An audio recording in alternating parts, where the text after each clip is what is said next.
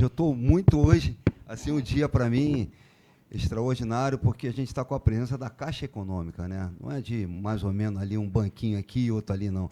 Caixa Econômica é uma potência, assim, um ativo no país extraordinário, onde financia empresários, financia funcionários, financia o Brasil inteiro, pegando desde o início, né, até o final da cadeia.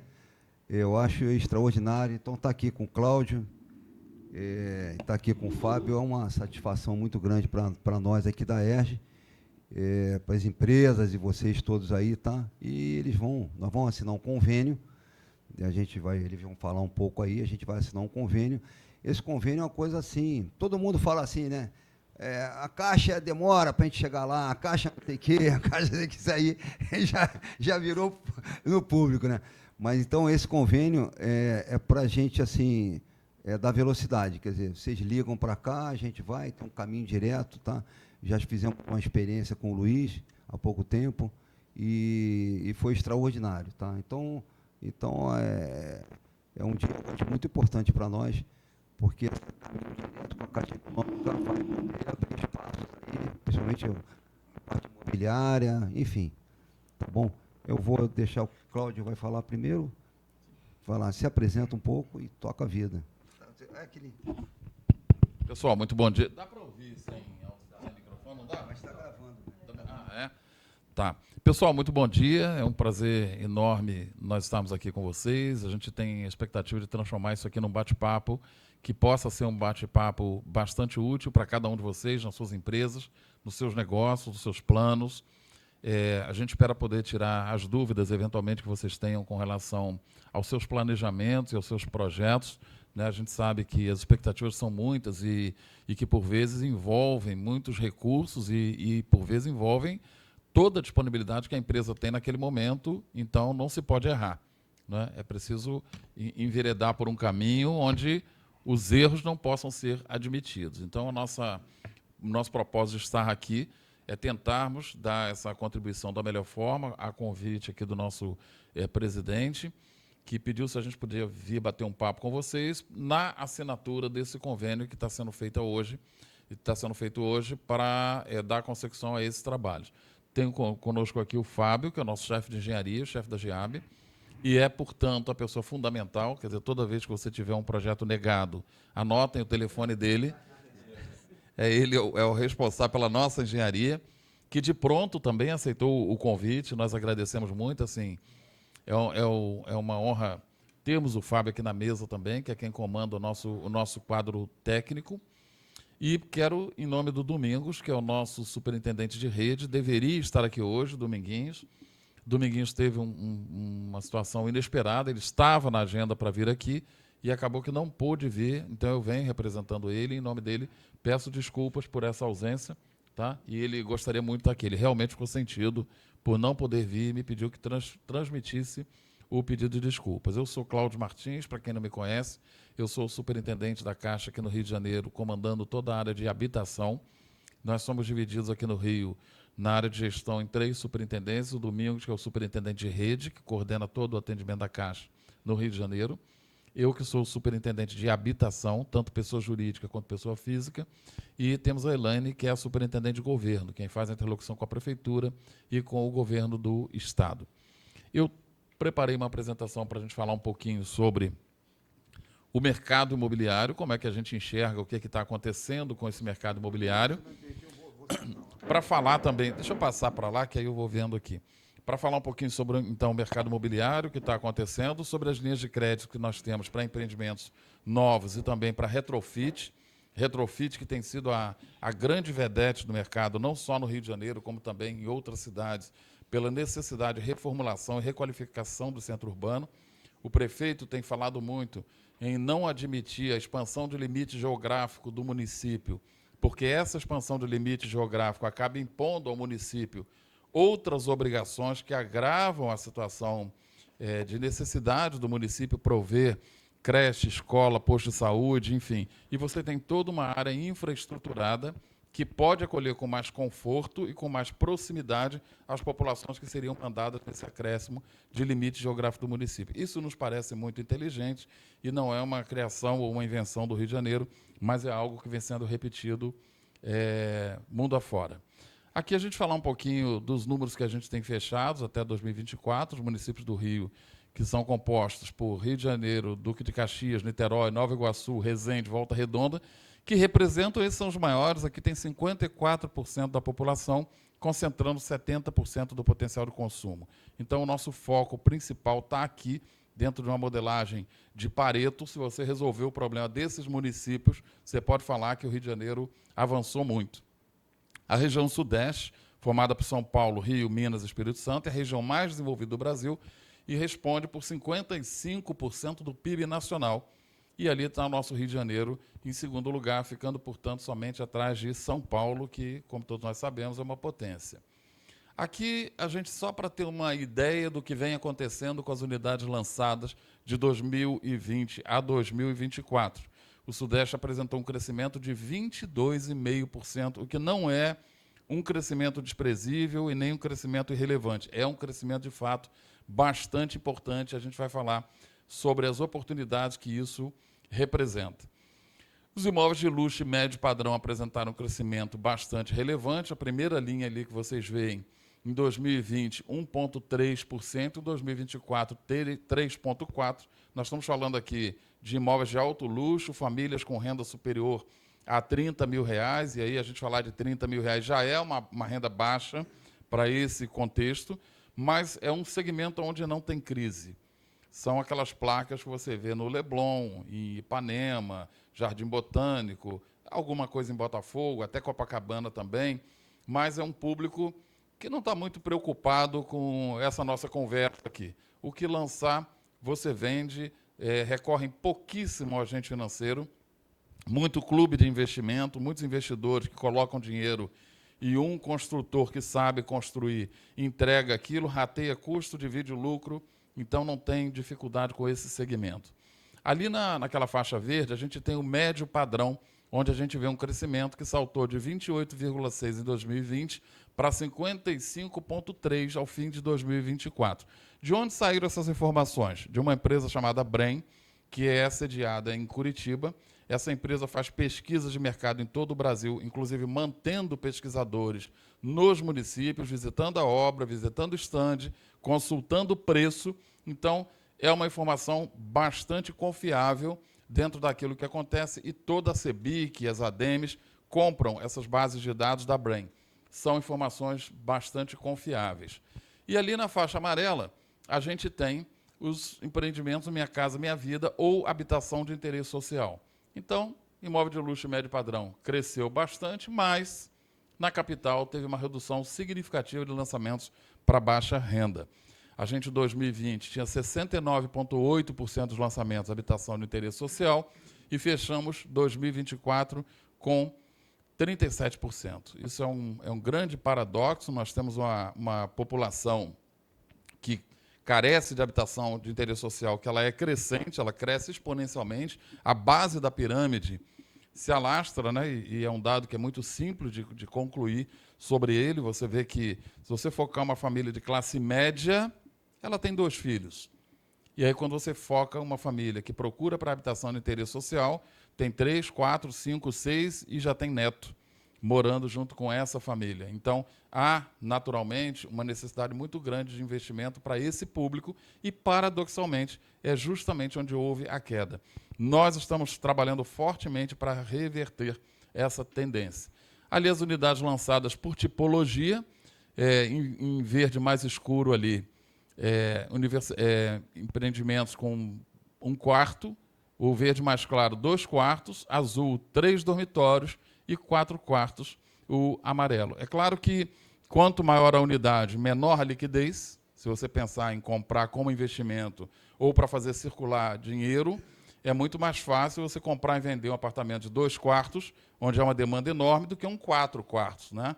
Em algumas regiões, inclusive, se você comprar um 4 quartos, você fica casado com um apartamento, porque você vai ter bastante dificuldade de vender, não só porque o preço é muito alto, como também porque essa demanda ela é menor do que a demanda de apartamentos de 2 quartos e, via de regra, é um público também mais qualificado e que, por vezes, não se importa em pagar mais por um imóvel na planta e ter um imóvel novo do que comprar um imóvel usado e ter que fazer reforma ou adaptação.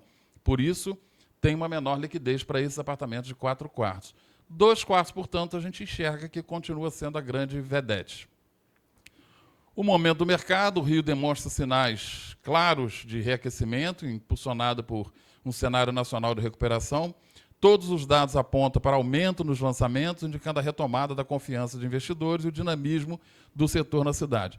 Você haverá de me perguntar, mas, Cláudio, mesmo a Selic com 15%, ainda tem esse aquecimento? Sim, porque as pessoas continuam precisando comprar apartamentos e aquelas pessoas que podem comprar, elas querem comprar. Basta uma incursão visual pela cidade, a gente vê a quantidade de lançamento que tem da Cirela, especificamente na região do Porto Maravilha, da Cury, da Encamp. Nós temos hoje 9.600 apartamentos em construção na região portuária e temos algumas contratações importantes feitas com retrofit, que a gente vai conversar um pouquinho mais à frente. E aí, quando eu falo a gente vai conversar, é conversar mesmo. Eu não quero vir aqui falar, apresentar os dados e ir embora.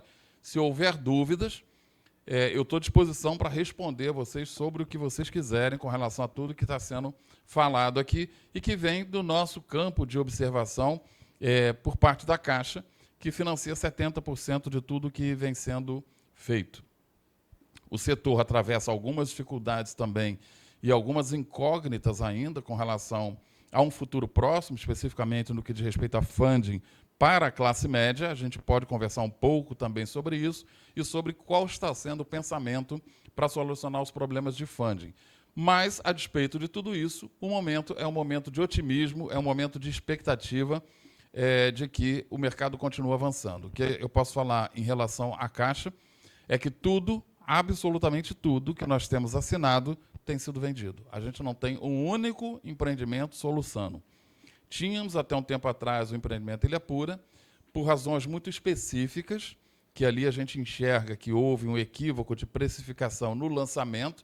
O Ilha Pura foi lançado em 2016 a R$12 mil o metro e está sendo vendido agora por 11, 10. Largou, quando o BTG assumiu a operação, ele largou vendendo a R$8 mil o metro. E esse é um assunto bastante interessante que eu queria dividir com vocês. Eu fiz várias reuniões com a diretoria do BTG e, numa dessas reuniões, o diretor do BTG me disse assim: Cláudio, a gente não pode errar em preço. E a gente enxerga que foi isso que aconteceu.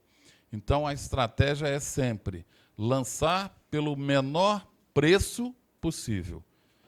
Preço esse que de tão baixo, abaixo disso, a gente prefere não vender. Por quê? No primeiro dia, eu jogo o preço lá embaixo. Nesse momento, eu percebo qual é a demanda que eu tenho. Se eu subestimei o preço, eu posso reajustar o preço 6, 7, 8, 10 vezes dentro de um mês. O que eu não posso fazer? Lançar e reduzir preço. Alguém não pode entrar no meu stand, comprar um apartamento, voltar semana que vem e ver que o apartamento está mais barato do que ele pagou. Isso aí você vai criar problema com tudo e com todos. Então, esse é um dado bastante importante de que o menor preço possível de ser praticado no empreendimento sendo lançado é o primeiro dia do lançamento. É preferível que no dia seguinte você tenha resultado da tabela do que você lance e fique com o teu stand vazio e depois você fala, poxa, a gente errou no preço, nós vamos ter que abaixar o preço. Você está arrumando um problema com quem comprou e com quem estava pensando em comprar. As tendências. Onde é que o mercado está atuando? O que a gente está enxergando dentro daquilo que estamos sendo procurados e que estamos contratando na Caixa? Compactos e estúdios estão em alta. A busca por praticidade na localização central impulsiona a demanda por unidades menores, ideais para jovens, profissionais e casais sem filhos. A otimização de espaço e o design inteligente são diferenciais nesse segmento. O que a gente está enxergando aqui? Todos os estúdios, todos os apartamentinhos de sala e quarto que estão sendo lançados, tem prédio que vendeu tudo no mesmo dia. Teve um prédio lançado aqui no centro do Rio, que numa manhã, 9 horas abriu venda, quando deu meio-dia e meia, 1 hora, já não tinha mais o que vender. Quem está comprando? Está comprando quem está investindo, quem está pensando em alugar por Airbnb, está comprando quem tem filho que está vindo para o Rio de Janeiro fazer faculdade, e conversávamos há pouco com o Ícaro ali, algumas pessoas que moram em regiões mais distantes e querem ter um QG aqui no centro. Quer dizer, eu moro na Barra, eu moro no Recreio. Aí eu venho com a minha mulher para um show no Viva Rio, saio dali meia-noite, e aí eu tenho que rodar até o Recreio. O cara tem um apartamentinho aqui, que enquanto ele não está usando, ele rentabiliza isso no Airbnb. Então, tem um público bastante importante com expectativa de investimento, inclusive naqueles prédios da Cura e na região portuária. Tem muita venda ali feita para investidor. E a resposta que nós vamos ter com relação a esse mercado, um mercado secundário formado a partir dali, só o tempo vai nos entregar. Eu tive recentemente em Portugal e no apartamento que nós estávamos no Airbnb tinha uma placa na porta escrita AL. Eu falei, AL, o que é isso? Eu fui correr atrás do que era aquela informação AL. São alojamentos de locação. A prefeitura rotulou os apartamentos que podem ser vendidos, alugados por Airbnb, e proibiu o aluguel do Airbnb de novos entrantes, de novos apartamentos. Então, é curioso que num mesmo prédio você tem um apartamento que pode ser alugado por Airbnb, ele tem um valor de venda. Aquele que não pode, o valor cai dramaticamente. Então, um ponto que as pessoas que querem comprar devem estar atentos é se a legislação local permite locação daquele apartamento por Airbnb. Isso vem acontecendo em diversas praças do mundo e aqui no Rio de Janeiro não será diferente. Então, essas discussões já se instalam, mas é possível que no futuro próximo nós tenhamos também uma rotulação de alguns apartamentos que poderão ser alugados por Airbnb e outros que não poderão ser. E há uma pressão muito grande da rede hoteleira com relação a isso, especialmente na orla da Zona Sul do Rio de Janeiro, pela competição que se instala. Então, esse é um assunto bem importante. Sim. Sim. Então, tá bom aqui? Senão eu fico na frente do povo aqui, do pessoal aqui. É ruim, né? Mas então, pessoal, os compactos em estúdio é isso. Retrofit, olha, saiu a tela ali. Retrofit virou uma agenda estratégica, a requalificação de edifícios antigos, especialmente no centro, tornou-se essencial. O retrofit não apenas moderniza o imóvel, mas também contribui para a revitalização urbana e repovoamento de áreas históricas. Isso é outro assunto interessantíssimo. Se vocês olharem, talvez com uma visão um pouco mais poética ou mais romântica, para os prédios no centro do Rio, vocês vão ver que o centro é lindo, tem construções lindíssimas, projetos arquitetônicos lindíssimos, extremamente degradados e feios e abandonados em ruas que se tornaram até ruas perigosas. Você vai ao Panamá, numa região da cidade do Panamá, chamada Casco Verro, que foi totalmente recuperada. Você vê uma coisa linda, com prédios ali de 300, 200 anos, que foram totalmente revitalizados. E é agradabilíssimo você andar à noite ali, encontrar uma tratoria, uma pizzaria, uma cafeteria, sem nenhum problema de segurança e num ambiente muito bonito. A gente precisa muito voltar o nosso olhar e fazer movimentos por essa recuperação do centro do Rio. Não só pela beleza que aquilo representa, pela exuberância arquitetônica que o centro do Rio de Janeiro tem, como também por uma possibilidade social de dar-se às pessoas a oportunidade de morar ali. O sujeito não precisa morar 2 horas do seu local de trabalho, quando ele pode morar aqui no centro, pegar um VLT, pegar um metrô, pegar um ônibus. É bom para todo mundo, é bom para quem emprega e é bom para quem é empregado, sabe? E é bom para quem usa essa mão de obra. Então, nós, na Caixa, temos absoluta certeza de que a revitalização desses centros urbanos é algo que vai alterar a qualidade de vida de todos nós, não só para o trabalho, mas também, como eu me referi aqui à cidade do Panamá, para o lazer também como alternativa de turismo. Vamos lá? Alto padrão resiliente, aquilo que eu já mencionei antes, né? Você passa no Leblon, por exemplo, você vê algumas obras que eu estive numa grande construtora há poucos dias, e ele falou, cara, eu lancei os apartamentos aqui a 9 milhões, eu vendi tudo em menos de uma semana, estou fazendo um outro lançamento agora, serão 10 milhões por apartamento. Poxa, tem esse público? Tem. Esse público é forte, é grande? É. Esse público precisa de financiamento da Caixa? Não. Nem quem constrói e nem quem compra apartamentos de 9 e 10 milhões.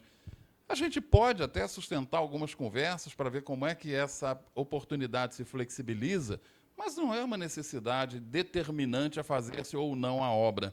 A construtora tem dinheiro para fazer e o público-alvo tem dinheiro para comprar. Então, o segmento de luxo mantém solidez, atrai cliente que busca exclusividade, imóveis com desordem arrojado, sofisticação. E as tecnologias embarcadas são muito valorizadas, né? Via de regra, você lança um prédio desse com um condomínio de 15 mil reais, de 20 mil reais por mês, com climatização em todas as áreas do prédio, com água gelada, água filtrada, até funcionário para fazer manutenção de dentro do seu apartamento. Você comprou uma televisão, você liga para a portaria e pede um cara para vir no seu apartamento instalar. E esse cara é funcionário do prédio. Então, para quem pode pagar por esse conforto, ele existe, está disponível, mas custa caro. É um outro público. O retrofit, como a gente falou, virou uma agenda estratégica. Essa requalificação de edifícios antigos, ele não só moderniza, mas ele também contribui para a revitalização urbana e o reaproveitamento de áreas históricas. E habitação acessível de volta ao centro, muito conversando também com retrofit. Iniciativas para trazer moradias populares e acessíveis para o coração da cidade visam democratizar o acesso à moradia, reduzir o tempo de deslocamento e fortalecer o local, a região. Aqui tem uma pesquisa feita pela Brain, é algo que pode interessar a muitos dos senhores também, com relação à intenção de compra. 48% dos domicílios existentes hoje no Rio de Janeiro têm uma intenção de comprar um imóvel novo. 24% pensam em comprar nos próximos 12 meses e 6% pensam em comprar nos próximos 6 meses. Isso por esses dados da pesquisa da Brain. Para o potencial de compra, o padrão econômico, nós levamos em conta domicílios com renda de até R$ 8 mil, que entram no Minha Casa Minha Vida até faixa 3, e foi criada a faixa 4, como todos vocês sabem, de 8 a 12 mil. O que diferencia a faixa 4 do programa Minha Casa Minha Vida é exclusivamente a taxa de juros, nada mais. Não há subsídio na faixa 4.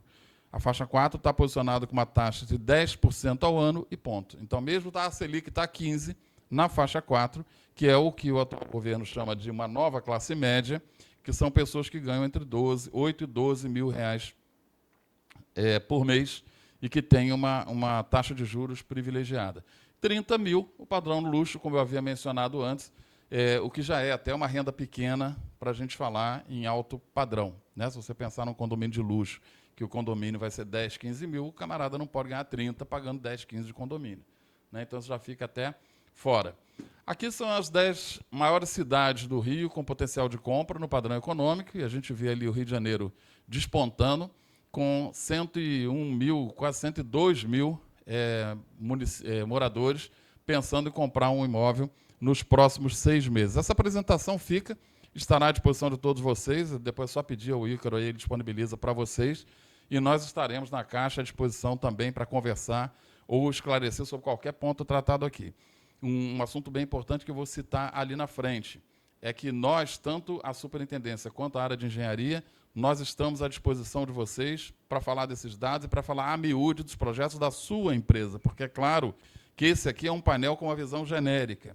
E situações específicas a gente tem que tratar em específico. Então, eu vou citar mais à frente ali com relação a esse assunto. Os imóveis residenciais ofertados. Venda dos 20 bairros analisados na cidade do Rio de Janeiro, 13 apresentaram valorização com relação ao mês anterior. E a gente colocou aqui também com relação à locação, que pode ser interessante para quem pensa em investir. Dos 20 bairros analisados na cidade do Rio, 15 apresentam valorização com relação ao mês anterior.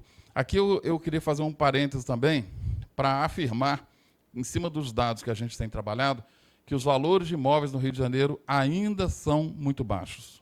Por incrível que pareça, imóvel no Rio ainda é muito barato.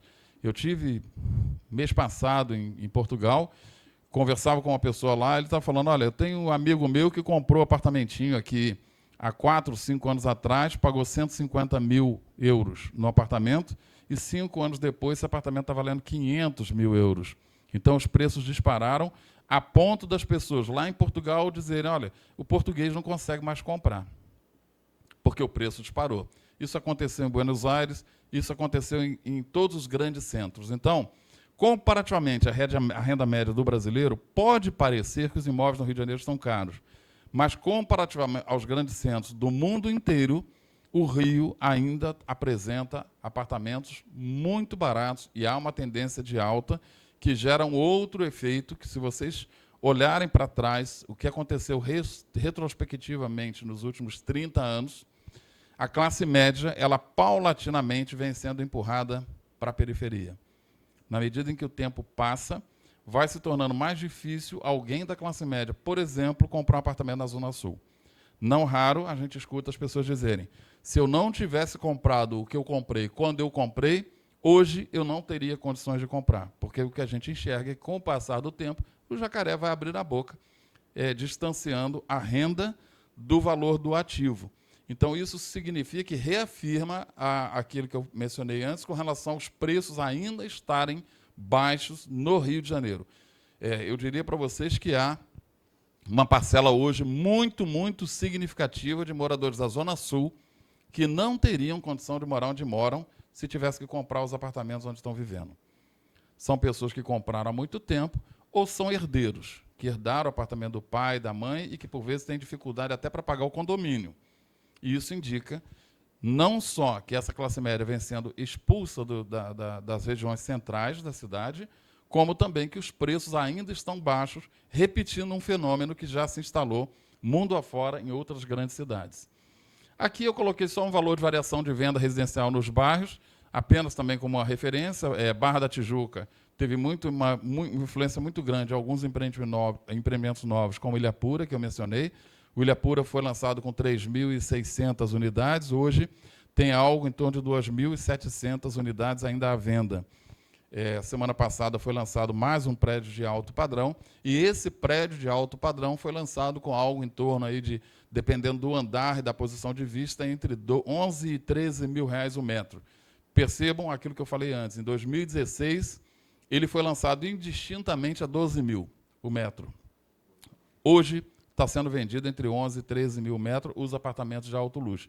Tem uma influência grande ali, e Barra Olímpica é traço, porque foi criado, é um bairro criado em maio de 24. E ali a gente tem a variação percentual de todos os bairros, segundo a pesquisa feita lá pelo Secov. Ali é o Centro de Pesquisa e Análise de Informação do Secov Rio. Vila Isabel, menos 1,8%. 5.294. É bom você ter tocado essa coisa do valor. O que acontece? Quando nós falamos em valor médio, eu acho que todos os senhores devem saber bastante bem disso, mas é bom reafirmar que, se alguém não estava atento, por que é esse valor? É o valor médio. Né? Significa que, se você colocar a cabeça na geladeira e o pé no forno, a tua temperatura média está ótima. Né? Então, quando você fala em valor médio, você está falando ali tanto daquele muquifo que precisa de obra, que o preço está lá embaixo, quanto o apartamento de alto luxo ou de melhor padrão que tem em todos os bairros. Então, aquilo ali é uma referência que não determina valor de venda. É uma referência dos valores apurados no bairro, pegando um espectro de análise bastante grande. Aqui a gente fala um pouquinho sobre apoio à produção, Fundo de Garantia SBPE Recursos Livres, e a gente pode falar também sobre o funding, especialmente de recursos livres, o que é isso, e requalificação retrofit. Eu coloquei uma foto ali de um prédio, o que era e o que ele se tornou. São soluções da Caixa para apoiar a produção e a requalificação de imóveis. Para falarmos bem rapidamente sobre isso aqui, recurso livre. Talvez alguns dos senhores tenham percebido que, no final do ano passado, nós desaceleramos concessão de crédito, especialmente para a classe média. Até então, nós vimos com os financiamentos abertos para qualquer valor de imóvel, e quando chegou em outubro do ano passado, nós tivemos todo o orçamento do ano consumido, totalmente consumido. Aquilo que se planejou emprestar no ano todo, o dinheiro acabou mais ou menos em outubro, o dinheiro do orçamento, não o dinheiro do estoque. Então, nós tivemos que reposicionar e fazer um novo cronograma de desembolso para esses recursos, mas também antevendo a necessidade de termos novos mecanismos de funding. Porque o que acontece? Recursos de financiamento do SBPE vêm da caderneta de poupança. Se você disser para qualquer pessoa que tem um dinheiro para aplicar, quem é que vai te dizer, aplica na caderneta de poupança? Não é? Ninguém vai te falar isso. Ao contrário, o que você vê são os pequenos bancos, especialmente, dizendo: não, poupança de jeito nenhum, fundo de investimento, né? Título público, título imobiliário, o tesouro direto, seja o que for, mas poupança ninguém vai falar. A principal razão disso, além da rentabilidade, é que uma aplicação em poupança impõe ao banco o dever de recolher 20% de compulsório ao Banco Central e requer também a obrigação de que a instituição que captou o recurso em poupança aplique 65% desse recurso em financiamento habitacional. Você não pode imaginar um C6, um Inter, um Nubank aplicando em habitação de baixa renda em financiamento habitacional. Então, esses bancos, na verdade, têm pavor da possibilidade que você queira colocar dinheiro lá em caderneta de poupança.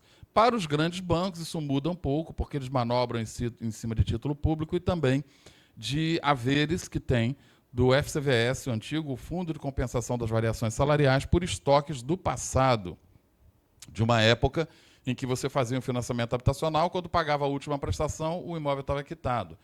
Com o passar do tempo, percebeu-se que o saldo devedor era reajustado numa marcha que não podia ser replicada na prestação, porque as pessoas não teriam condição de pagar, e aí tentaram se desenvolver alguns mecanismos para compensar isso. Foi quando se criou um coeficiente chamado SES, coeficiente de equiparação salarial, que nasceu com 1%, foi para 1,10, 1,25, 1,15, 1,25, 1,50, e chegou à conclusão que não adianta majorar a prestação para capitalizar o FCVS, porque ele jamais vai ter condição de liquidar o saldo devedor em razão da velocidade com que esse saldo vem sendo reajustado.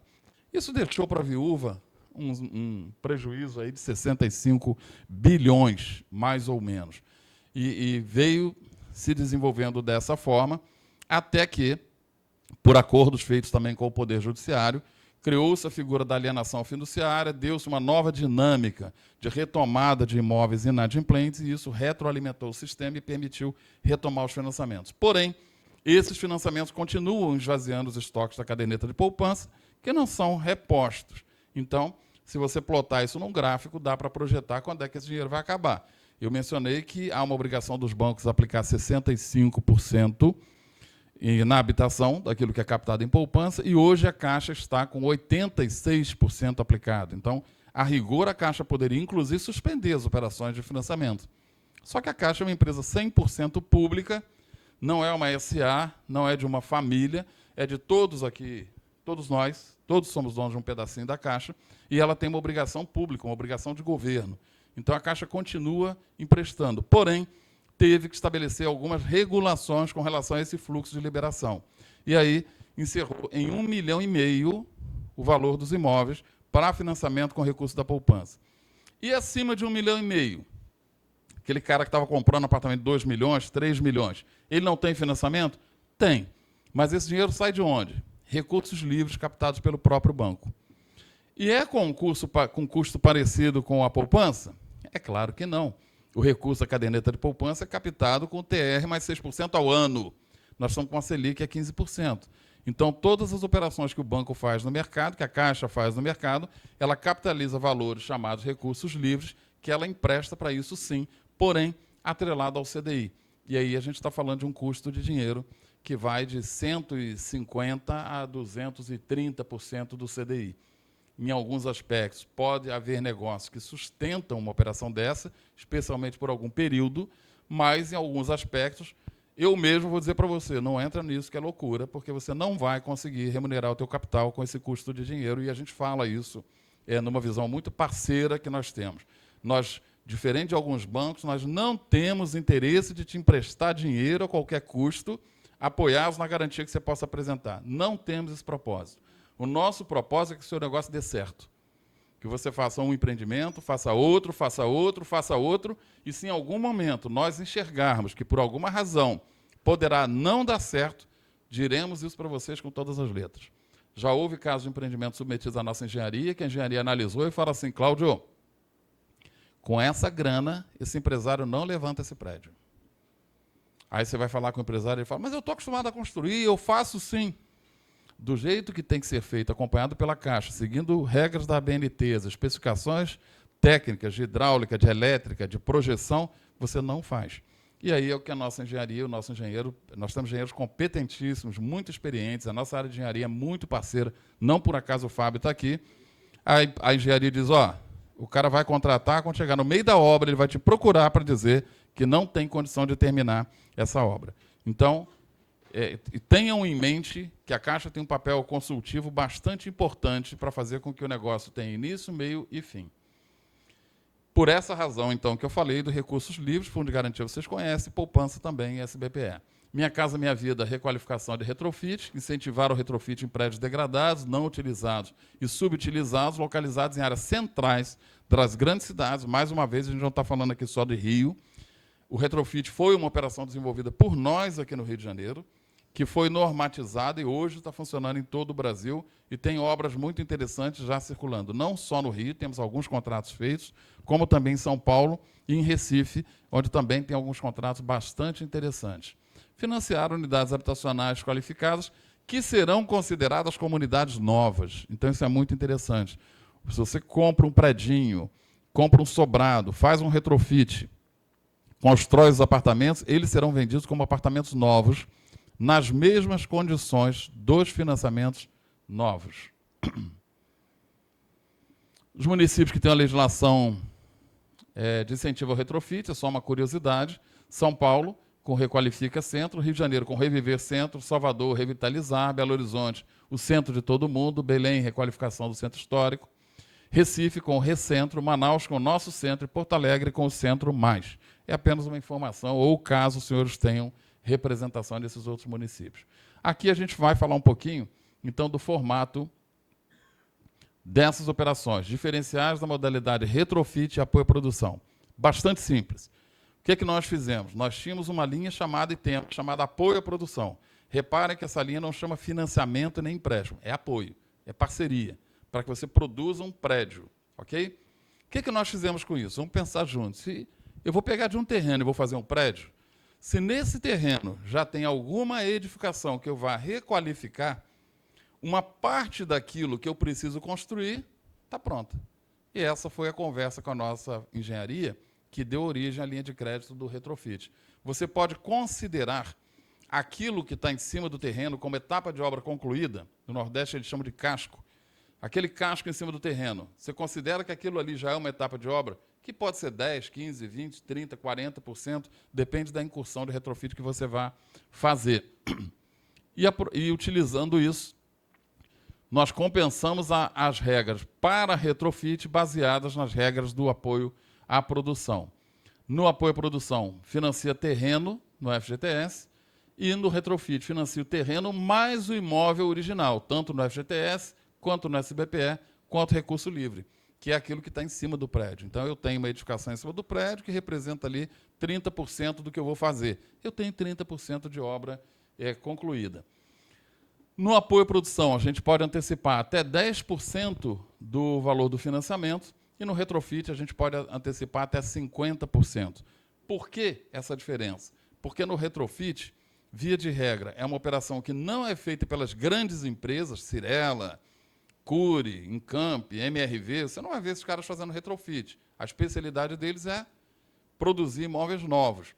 Quem é que faz o retrofit? Pequenas e médias empresas, via de regra, e elas precisam de capital na largada. Então, esse capital na largada, esse recurso esse reforço de caixa, a gente pode dar antecipando até 50% do financiamento.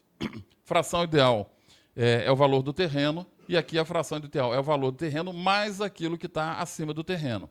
Bem entendido que ali onde eu falo antecipar 10% do financiamento é limitado ao valor do terreno. E aqui é limitado ao valor do terreno mais o que está em cima do terreno. Então, é algo muito interessante, porque te permite financiar, porque as unidades serão entregues como unidades novas, nas mesmas condições de unidades novas, e porque na largada já te antecipa um valor maior do que a produção normal. Esse pensamento e esse movimento da Caixa em normatizar essa operação de retrofit, ela está muito inspirada na intenção daquilo do início da minha fala, revitalização de centro urbano. A gente precisa muito que o centro do Rio volte a ter vida, sabe? Volta a ter loja aberta, você tem a pizzaria, cafeteria, uma boa casa de vinho, um restaurante, um lugar aprazível para as pessoas morarem e também para virem para jantar, para, enfim, fazerem suas programações.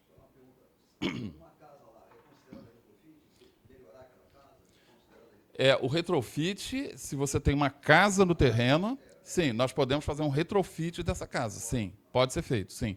Inclusive, é bom você ter mencionado isso, que a Prefeitura está para soltar um edital de desapropriação de alguns imóveis que não conseguiu qualificar os proprietários desses imóveis ao longo do tempo. Ela vai desapropriar e vai colocar também por edital à disposição do mercado com financiamento a fundo perdido para soerguimento daquela edificação à sua condição original, aquilo que eu mencionei que eu vi lá no Casco Verde, no Panamá.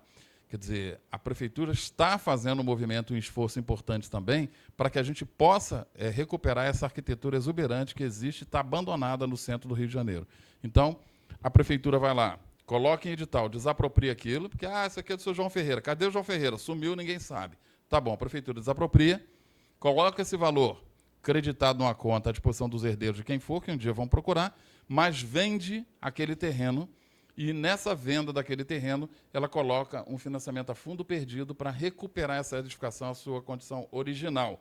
Aí nós entramos dizendo, olha, além desse financiamento para recolocar o terreno à condição original, nós podemos fazer aqui 6, 10, 8, 20 apartamentos, 50 apartamentos, e entregarmos isso como imóveis novos à sociedade. Isso é bastante interessante. Importante, aquilo que eu mencionei antes, as equipes técnicas da Caixa, tanto na superintendência quanto na área de engenharia, aqui comandada pelo nosso Fábio, estão à disposição, sem custo e sem compromisso, para agendas consultivas relacionadas a novos empreendimentos e projetos, em qualquer fase do teu projeto. Tem uma ideia, estou discutindo aqui, queria conversar com os engenheiros lá do Fábio. É fazer contato, apresentar o projeto que você tem e ouvir qual é a visão que a área técnica da Caixa tem. Ligar para nós na superintendência, talvez alguém conheça a Mariana Manzella, que é minha gerente PJ, que é uma craque, que conhece tudo, e eu e ela, normalmente, recebemos as empresas para darmos o detalhamento daquilo que for, sem compromisso nenhum. A gente vai lá, marca, bate um papo, apresenta o teu projeto, damos a nossa opinião. Você quer seguir em frente, segue. Não quer, não segue. Se a possibilidade é que aquilo não dê certo, a gente mesmo te orienta a não seguir, porque a gente quer que dê certo. Eu costumo dizer para esses nossos parceiros que, assim como numa companhia aérea, o pior que pode acontecer é um avião cair, para nós, o pior que pode acontecer é um empreendimento dar errado. Esse é o nosso avião que cai. A gente não pode permitir que isso aconteça. Então, a gente trabalha com muito afinco para cuidar de forma muito parceira para que os empreendimentos avancem, deem certo, e o nosso momento de alegria é quando a gente celebra a entrega do habite do apartamento, esse habite ou da casa, do conjunto de casa, e esse habite averbado no RGI. Aqui vocês têm meu cartão de visita, eu acho que muitos de vocês já têm, tem o telefone, tem o endereço da superintendência, e tanto eu quanto o meu time da superintendência, quanto o Fábio e o pessoal da engenharia lá da GEAB, estamos à disposição de vocês para explicar, como eu falei antes, a miúde, detidamente, cada uma das etapas, tanto do apoio à produção quanto do retrofit, falar sobre a necessidade de KNAI, de GERIC, que é o risco da empresa, o que isso representa, quanto de demanda mínima você tem que ter para dar a largada e como são feitos os desembolsos na jornada de execução da obra. E eu estou à disposição de vocês e passo aí a palavra para o nosso querido Fábio complementar aí o que eu já falei para vocês, tá bom? Agradeço a atenção. Muito obrigado. Bom dia, pessoal. É um prazer estar aqui, Ícaro. Mais uma vez, obrigado pelo convite. Estamos sempre à disposição. Meu nome é Fábio Quintino, eu sou gerente de filial da área de engenharia da Caixa, aqui no Rio de Janeiro. Sou servidor da Caixa há 27 anos, por quase 18 anos aí militando exclusivamente na habitação. E o Cláudio Martins fez uma explanação aí completa de tudo que a gente tem e como a gente faz. Eu só queria me deter um pouquinho mais na jornada de experiência com a engenharia da Caixa, né? Porque muitas pessoas veem a área de engenharia da Caixa como uma área que carimba papel, que te diz não ou sim, dependendo daquilo que você faz, e não é bem assim, né? A gente tem buscado as empresas e tem disponibilizado uma jornada cada vez mais consultiva para as empresas de construção civil. Eu costumo dizer, eu gosto muito de participar das reuniões lá na engenharia porque é uma via de mão dupla de aprendizado constante, Ícaro, porque, obviamente, os engenheiros e arquitetos e empresários têm uma grande experiência também, né? E a gente aprende muito com eles lá na mesa, e nós também temos uma grande experiência nos produtos que a gente financia. O Cláudio falou que a gente detém 70% do mercado. Para vocês terem uma ideia, hoje a Giab Rio de Janeiro ela acompanha 230 canteiros. Então, a gente está vendo tudo que está acontecendo nos mais variados municípios e mais variados produtos. A gente está vendo quem está indo bem, a gente está vendo quem está tendo mais dificuldade, como o Cláudio falou, graças a Deus a gente não tem ninguém aí tossindo com relação a isso. Mas o que a gente comumente fala? A Giab está aberta, a área de engenharia está aberta para vocês levarem lá a ideia de vocês. Ó, Fábio, eu tenho um terreno aqui que eu opcionei, eu estou fazendo um estudo, eu tenho aqui um estudo de massa, olha como é que eu estou colocando esse projeto aqui, eu queria ouvir vocês, olha a minha ideia aqui de tamanho de unidade, olha a minha ideia de preço, a pesquisa que eu estou fazendo, etc. Porque, assim, gente, a gente não pode aqui citar os exemplos nominando, mas a gente já participou de alterações importantes em projetos que podem ter significado ali um ponto de flexão positiva para um bom resultado, né? E a gente já teve aí momentos, e eu estou falando tudo de coisa recente, estou falando coisa de 2024, estou falando de 25, né? Em que a gente, conversando com o empresário falou, pô, cara, eu vou desistir do projeto, eu entendi, isso aqui o risco está muito elevado, né? E a gente vai conversando sobre isso, né? Então, isso vale para qualquer tipo de empresa. Bem recentemente, eu visitei a gente fez uma avaliação de um empreendimento, a gente avalia tanto o terreno como as unidades, como se pronta estivesse, e a empresa questionou essa avaliação. Falou, eu não estou muito satisfeito, acho que essa avaliação está equivocada, etc. Eu falei, vamos fazer o seguinte, vamos lá no terreno, visitar juntos. Né? Leve a tua equipe toda comercial e vamos lá ver. Eu conheço a região, assim como o Cláudio, eu moro aqui no Rio desde nascimento, conheço bastante a região. E aí a gente foi lá, pisamos no terreno, e eu estava mostrando lá para a empresa as dificuldades que o terreno tinha. Estava mostrando para eles que o trecho que eles escolheram naquela rua era bem afastado do trecho onde as empresas estão incorporando. Isso gerava uma percepção diferente para o mercado, mostrando que ela tinha ali no entorno inúmeros prédios antigos, com metragem alta de unidades e com preços menores, né? Claro que não com aquilo que ela ia trazer. Então, ela começou a olhar não só ouvindo a área comercial da empresa, é uma empresa de médio porte do Brasil, não trabalha só no Rio, e ela, no final, ela virou e falou assim, Fábio, alguns dias depois, falou, Fábio, a gente desistiu do projeto, a gente pensou um pouco, e a gente tem outras oportunidades melhores, não tinha por que a gente ficar ali com o risco que a gente estava correndo. A gente fica feliz com isso, porque, como o Cláudio colocou aqui muito, muito corretamente, que nós queremos participar do sucesso das empresas.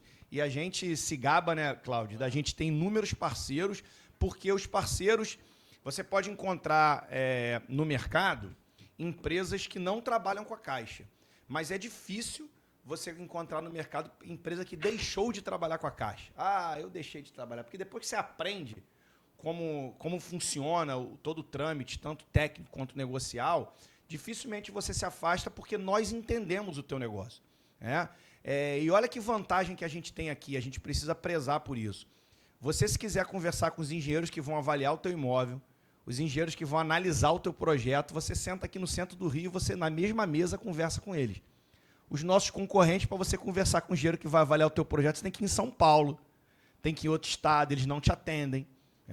Agora, aqui não, aqui a gente está com um time que não só é disponível para esse atendimento, esse bate-papo, como também ele conhece o teu negócio. Porque a Caixa, vocês sabem, a habitação faz parte dos principais negócios que a Caixa tem no mercado. Ela é reconhecida, a marca dela é reconhecida notadamente por habitação e poupança, e a habitação é um braço muito forte nosso.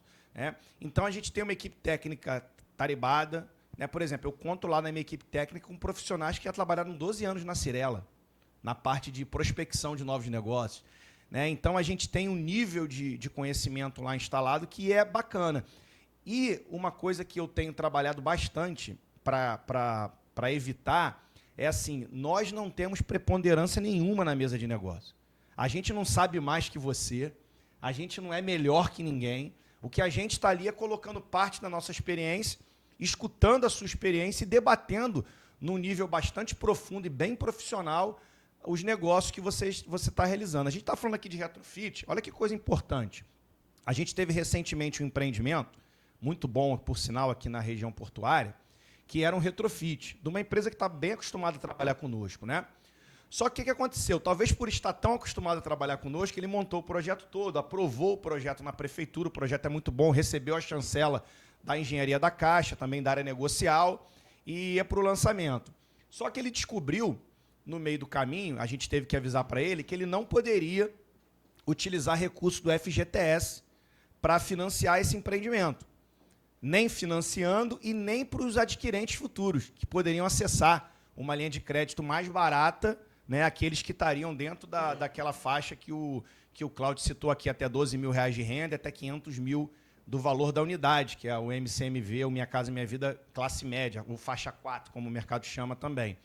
E por que ele não podia? Porque, por causa de dois fatores importantes. A regulamentação do FGTS, ela prevê como obrigatoriedade que 3% das unidades destinadas a esse público sejam adaptáveis.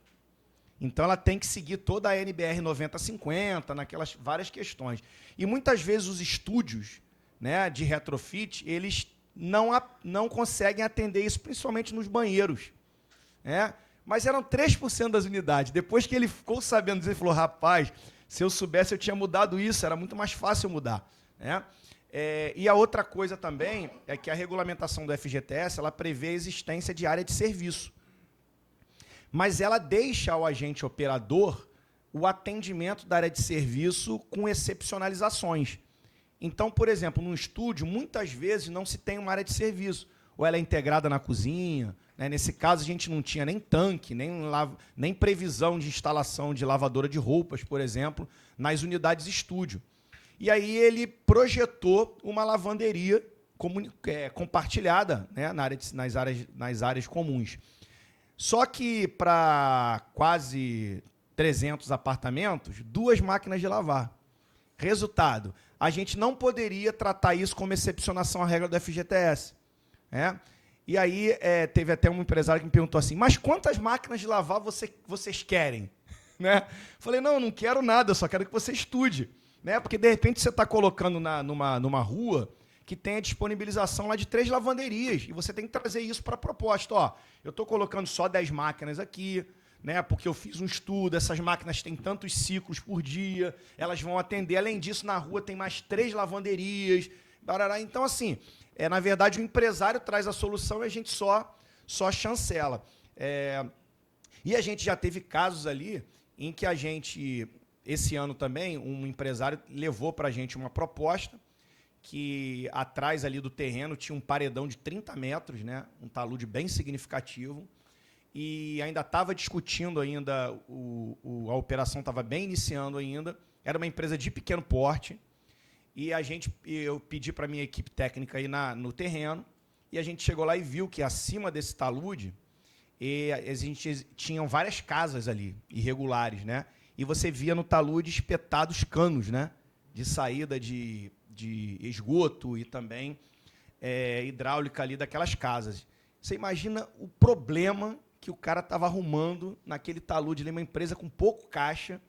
Né? Eu até virei para ele e falei assim, cara, eu estava nessa reunião, eu falei assim, ó, eu estou com uma obra aqui de uma grande construtora, se eu falar o nome aqui, todo mundo conhece, trabalha no Brasil inteiro, e eu tive conversando com o diretor de engenharia, ele falou para mim assim, Fábio, esse empreendimento já está deficitário para a gente. E eles tinham um talude de 25 metros atrás do terreno. Mas só que essa empresa tem caixa e tem nome. Então, se ela tiver que jogar um resultado negativo no empreendimento, para honrar o nome dela no mercado, ela vai fazê-lo. Agora, uma escolha dessa para a tua empresa pode significar você quebrar. Né? E é o que a gente não deseja. E aí ele também repensou e foi prospectar. Falei, rapaz, tem tanto terreno aí para você prospectar, não fique insistindo com esse que pode quebrar a sua empresa. E quando você pegava a FRE, que é a ficha resumo do empreendimento que ele estava montando, ele estava prevendo 1,5 milhão ali para fazer contenções. Eu falei, rapaz, essa outra empresa já gastou aqui quase 4 milhões nesse talude aqui, eu estou achando que você está pensando de uma maneira diferente. E quando você olhava o resultado do empreendimento, e eu compreendo que muitas vezes a empresa tem que girar, ela não pode estar parada, mas o resultado do empreendimento era 12%. Todo pressionado em custo. Falei, cara, é melhor você pegar esse dinheiro aí e colocar no Tesouro Direto, que você vai ganhar um pouco mais, e sem os riscos que você está se colocando aqui. Então, é claro que a decisão final não é nossa, a nossa decisão final é falar assim, eu não quero participar do empreendimento. Né? Ele vai ter os outros bancos que, de repente, queiram. Mas o nosso objetivo não é negar. O nosso objetivo é debater com ele para mostrar uma visão, para que ele possa tomar a melhor decisão empresarial. Porque o que eu falo lá para o time o tempo todo é, nós não somos donos da razão, mas a gente pode ser uma das empresas que o empresário está consultando. Ele está consultando a gente, ele contratou uma pesquisa de mercado para pesquisar preço. Né? Isso vale para todas as fases do processo. Eu estabeleci lá um procedimento agora também para avaliação, que a avaliação tem muita reclamação, né? E com razão, porque principalmente nos empreendimentos do Minha Casa Minha Vida, você vê que o adquirente ele já precisa ter 20% de entrada. Né? Isso à vista ou negociando com a empresa um pró-soluto, ou seja, ele já sai pressionado ali, além do financiamento caixa, ele já sai pressionado com um boletim da empresa ou com uma entrada que a gente sabe que o brasileiro dificilmente tem poupança, né? Então fica mais difícil, principalmente para esse cenário de renda. Né? E aí você pega essa situação, se a tabela de venda dele não tiver alinhada, da empresa não tiver alinhada com a minha avaliação, tiver uma diferença de 10%, essa necessidade de entrada já salta para 30%. Né? E você já começa a ter problemas ali com velocidade de venda no teu stand. Né? O que a gente tem feito lá? Quando a empresa manda para a gente a avaliação, ele manda um dossiê básico, a gente chama de pré-análise, né, Cláudio? Que é um dossiê bem básico, assim, bem básico. Tem a unidade, né, as plantas da unidade, tem a ideia do projeto dele, tem uma ficha resumo, a gente não entra muito ali ainda em orçamento, né? É bem básico para a gente analisar. É o que seja suficiente para analisar o terreno, valorar o terreno e valorar a unidade como se pronto estivesse. Feito isso. Mas muitas vezes, quando o resultado não sai a contento na visão do empreendedor, ele marca uma reunião comigo, vai lá, senta comigo e começa a me apresentar. Book do empreendimento, pesquisa de mercado que ele fez, né? As especificações do empreendimento dele comparativamente às especificações dos concorrentes no entorno. E eu falo, rapaz, mas onde estava esse material todo aí? Não, já estava comigo, mas não está no teu checklist. Eu falei, mas o meu checklist é o mínimo. Né? Você pode mandar o que você quiser, cara. Aliás, isso se assemelha a uma agenda importante sua, né? Tu vê, eu vim aqui hoje fazer uma apresentação com o Cláudio, eu não coloquei uma bermuda, não coloquei um tênis, até poderia, né? O Ícaro me daria essa liberdade, mas não ficaria bem, né? Aí você bota um blazerzinho, bota uma roupinha mais bacana, porque você está preparado para o evento. É a mesma coisa, se a avaliação é a parte mais importante para você em velocidade de venda, você tem que se preparar para esse encontro. Então não abre mão, não. Né? Hoje eu tenho pedido lá, já tem sido um pedido nosso recorrente, mas eu me agrado muito quando o empresário liga e fala assim, Fábio, eu vou dar entrada numa avaliação, mas eu queria ir apresentar o meu projeto para o engenheiro que vai monitorar essa avaliação. E eu falo, perfeitamente, a gente agenda e ele vai lá e ele apresenta, porque um empreendedor, quanto tempo leva para o empreendedor decidir empreender num terreno? Né? Vamos botar aí que eu levo de 30 a 40 dias para avaliar um empreendimento. Quanto tempo ele levou para ele decidir? Então, ele tem muito mais informação a respeito do entorno, concorrência, especificações, do que até meu engenheiro vai conseguir em 30 dias, contando que o meu engenheiro não faz só isso. Não é isso? Então, a gente quer ouvir. E outra coisa, você vai falar e a gente não vai comprar tudo que você está falando, a gente vai debater profundamente. Né? Eu posso até citar um caso aqui, que se depois... Está sendo gravado, né? Se depois o André da Encamp ouvir, ele não vai conseguir me desmentir, né? Mas uma vez eu estava visitando lá a Encamp, aqui no Rio de Janeiro, e o André, que é um dos responsáveis pela empresa, junto com o Regis, né?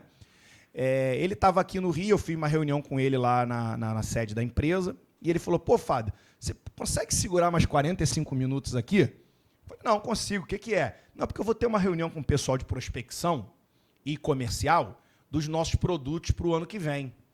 E eu queria ouvir tua opinião aqui nos produtos que a gente está estudando. Eu falei, são 10 produtos. Eu falei, não, beleza, eu fico, não tem problema.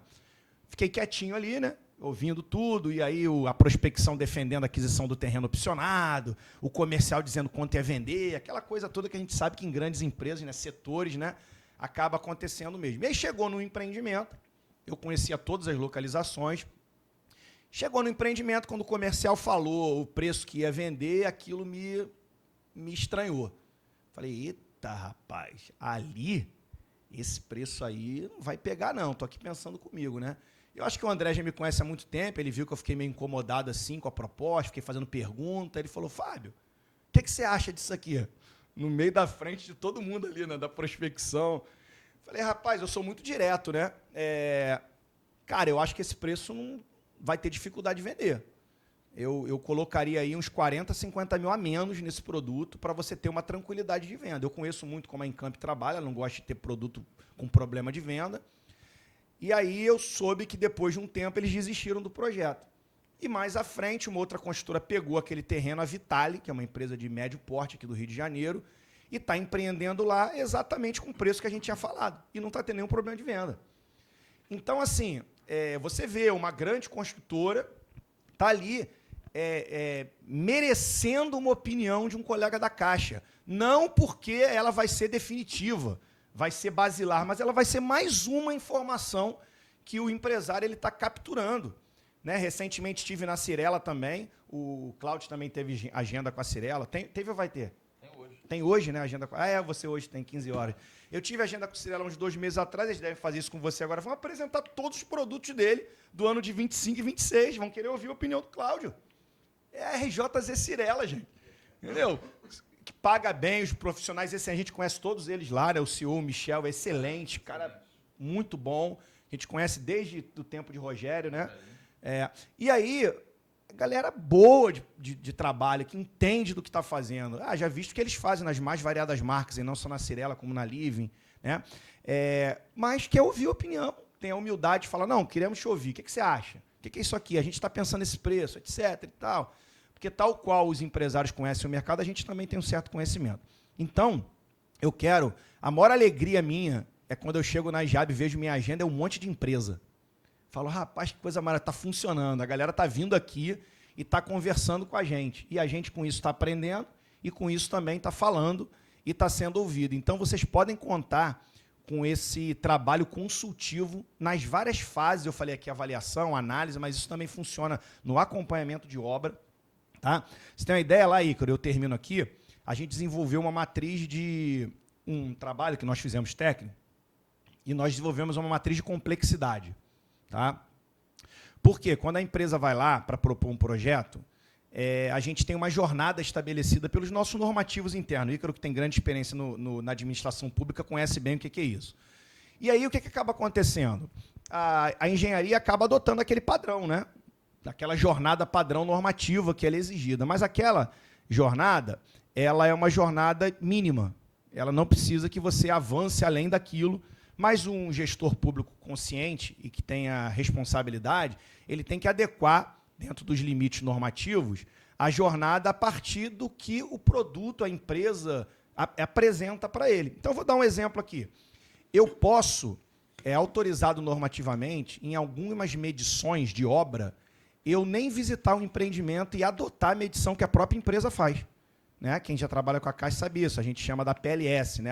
A planilha de levantamento de serviço. Você manda a PLS, geralmente o meu engenheiro vai à obra e emite um RAI, que é o relatório de acompanhamento do empreendimento. E ali é que define qual é o percentual pago da obra. Lembrando que a gente paga sempre a obra executada.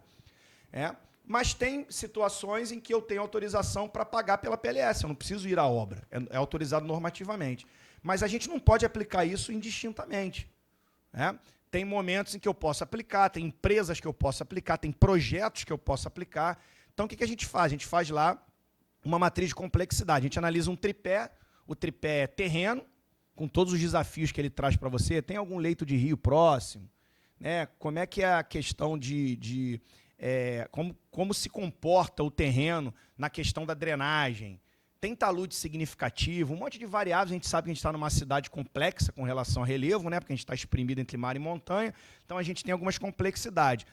Mas os desafios do terreno são respondidos no projeto. Então, por exemplo, eu tenho lá terrenos bem acidentados, em que você percebe um grande movimento de terra para a formação de platô. Né? E é platô para tudo quanto é lado, para o cara poder implantar o seu projeto. E aí você vai lá, bloquinho de 4, 5 pavimentos, o cara, não, vai ser radier. Aí você já fica mais preocupado, porque você tem que garantir que aquele aterro seja de qualidade, a compactação seja boa, que realmente tudo aconteça contento para o cara botar. A gente sabe que pode colocar, mas tem que um monte de coisa acontecer junto. Então, o que significa isso? Significa que essa complexidade, nas primeiras fases da obra, são basilares, elementares, para você ter uma obra tranquila.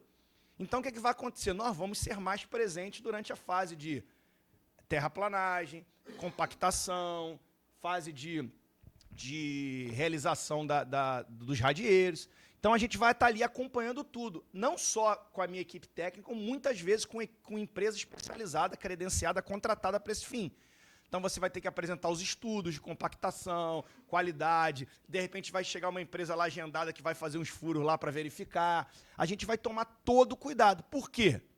A gente já teve casos, historicamente, de chegar lá na frente com 30, 40, você começa a ter problemas nas edificações e quando você vê, o solo está carreando, o radier está trabalhando de maneira errada, e aí você tem um prejuízo, tanto para a Caixa, mas principalmente para o empreendedor, que às vezes é irrecuperável. Então, o que acontece? Baseado no tripé terreno, proposta de projeto e empresa, qual é a capacidade financeira da empresa? Qual é a experiência que a empresa tem nesse tipo de obra? É a primeira vez que ela está fazendo esses blocos com movimento de terra? Não é? Né? Tudo aquilo a gente considera e a gente monta uma matriz e define. A partir dessa matriz, a gente define a jornada interna. Né? Não, primeiros 6 meses não há de se falar em pagamento de obra por planilha de levantamento de serviço. Eu vou visitar sempre. Agora, depois que o cara rompeu essa etapa, ele está indo bem na obra, com qualidade, entregando direitinho, a gente já faz um outro tipo de acompanhamento. Então, a gente vai modulando, essa matriz é sempre revisitada a cada período, justamente para poder ter esse pulo, esse salto da análise para o acompanhamento de maneira responsiva, ou seja, eu trabalho meu acompanhamento para e passo ao que eu percebi na análise. Então, às vezes, acontece muito, né? Eu estou lá com um empresário conversando e você percebe logo na primeira conversa que eles estão bastante avançados com relação à análise. Né? Eles já estudaram bastante a proposta e vão nos dando segurança. Agora, tem coisas que a gente, ali naquele momento, a gente pergunta, ele, não, isso aí eu ainda não vi, não, isso aí eu ainda estou apurando, não tem problema, mas é preciso dissecar um pouco mais, granular um pouco mais essa proposta para a gente ter a segurança técnica. Né? Eu tenho certeza que nenhum empresário da construção civil, nunca encontrei, nenhum que comece, né, de um negócio não querendo terminá-lo. Mas eu já experienciei, na minha carreira na Caixa, muitos momentos difíceis com empresas que estão com dificuldade financeira e, às vezes, exigindo até que o próprio sócio proprietário queime seus recursos pessoais, os seus bens patrimoniais, para fazer frente, isso quando ele é um cara correto, né, fazer frente às suas obrigações. E, cara, eu já tive lá momentos com empresários chorando na minha mesa. Né? E é duro de você, porque você sabe que o empresário no Brasil batalha muito para ele fazer o que ele faz. Vocês são uns guerreiros realmente, conhecem bastante do que fazem, né? Assumem um risco monstruoso. E a gente não quer isso, a gente quer alegria, quer comemorar junto, quer fazer um, depois fazer mais, e por aí vai. Tá? Então, faço essa fala e termino ela dizendo para vocês que a engenharia da Caixa aqui no Rio de Janeiro está aberta para qualquer conversa. Fábio, eu estou namorando um terreno, posso ir aí na GIAB conversar? Pode. Fábio, eu estou trabalhando o projeto no terreno, posso ir aí? Pode. Mas eu não vou 3 vezes antes de ir, não vai encher não, cara. É muito melhor, porque você vai ver que depois que entrar o projeto, ele vai ser muito mais fluido, porque a gente esteve na mesa com vocês o tempo todo, tá bom? Então, mais uma vez, repetindo as palavras do Cláudio aqui, Ícaro, muito obrigado pela oportunidade. Contem com a gente aí com convênio assinado, com atendimento cada vez mais personalizado para os associados, tá? Que é a nossa missão aqui com você, que foi construída a 4 mãos com a gente esse convênio, e nos colocar à disposição para vocês no que vocês julgarem importante debater. Um dia desse eu almocei contigo, né? Foi um almoço que a gente ficou umas 2 horas almoçando, né? Junto com outro empresário também. Foi muito bacana, né? a gente almoçou e bateu um papo longamente sobre projetos, produtos, jornada da Caixa. Ele já me viu repetir isso aqui 500 vezes. Mas é um exemplo aqui, presente, de um almoço que a gente teve, a gente conversou sobre tudo aí, dos projetos da empresa, da Bita e de tudo que vocês estavam querendo fazer, né? Cheguei aqui, ele falou, já estou lançando aquele. Eu falei, opa, bacana, vai entrar lá, análise definitiva. E a gente sabe o que está acontecendo, né? Falamos sobre preço, localização, né? Foi uma conversa, um almoço bastante agradável. E a gente está à disposição para isso aí, tá bom? Grande abraço, obrigado, tá aí, cara.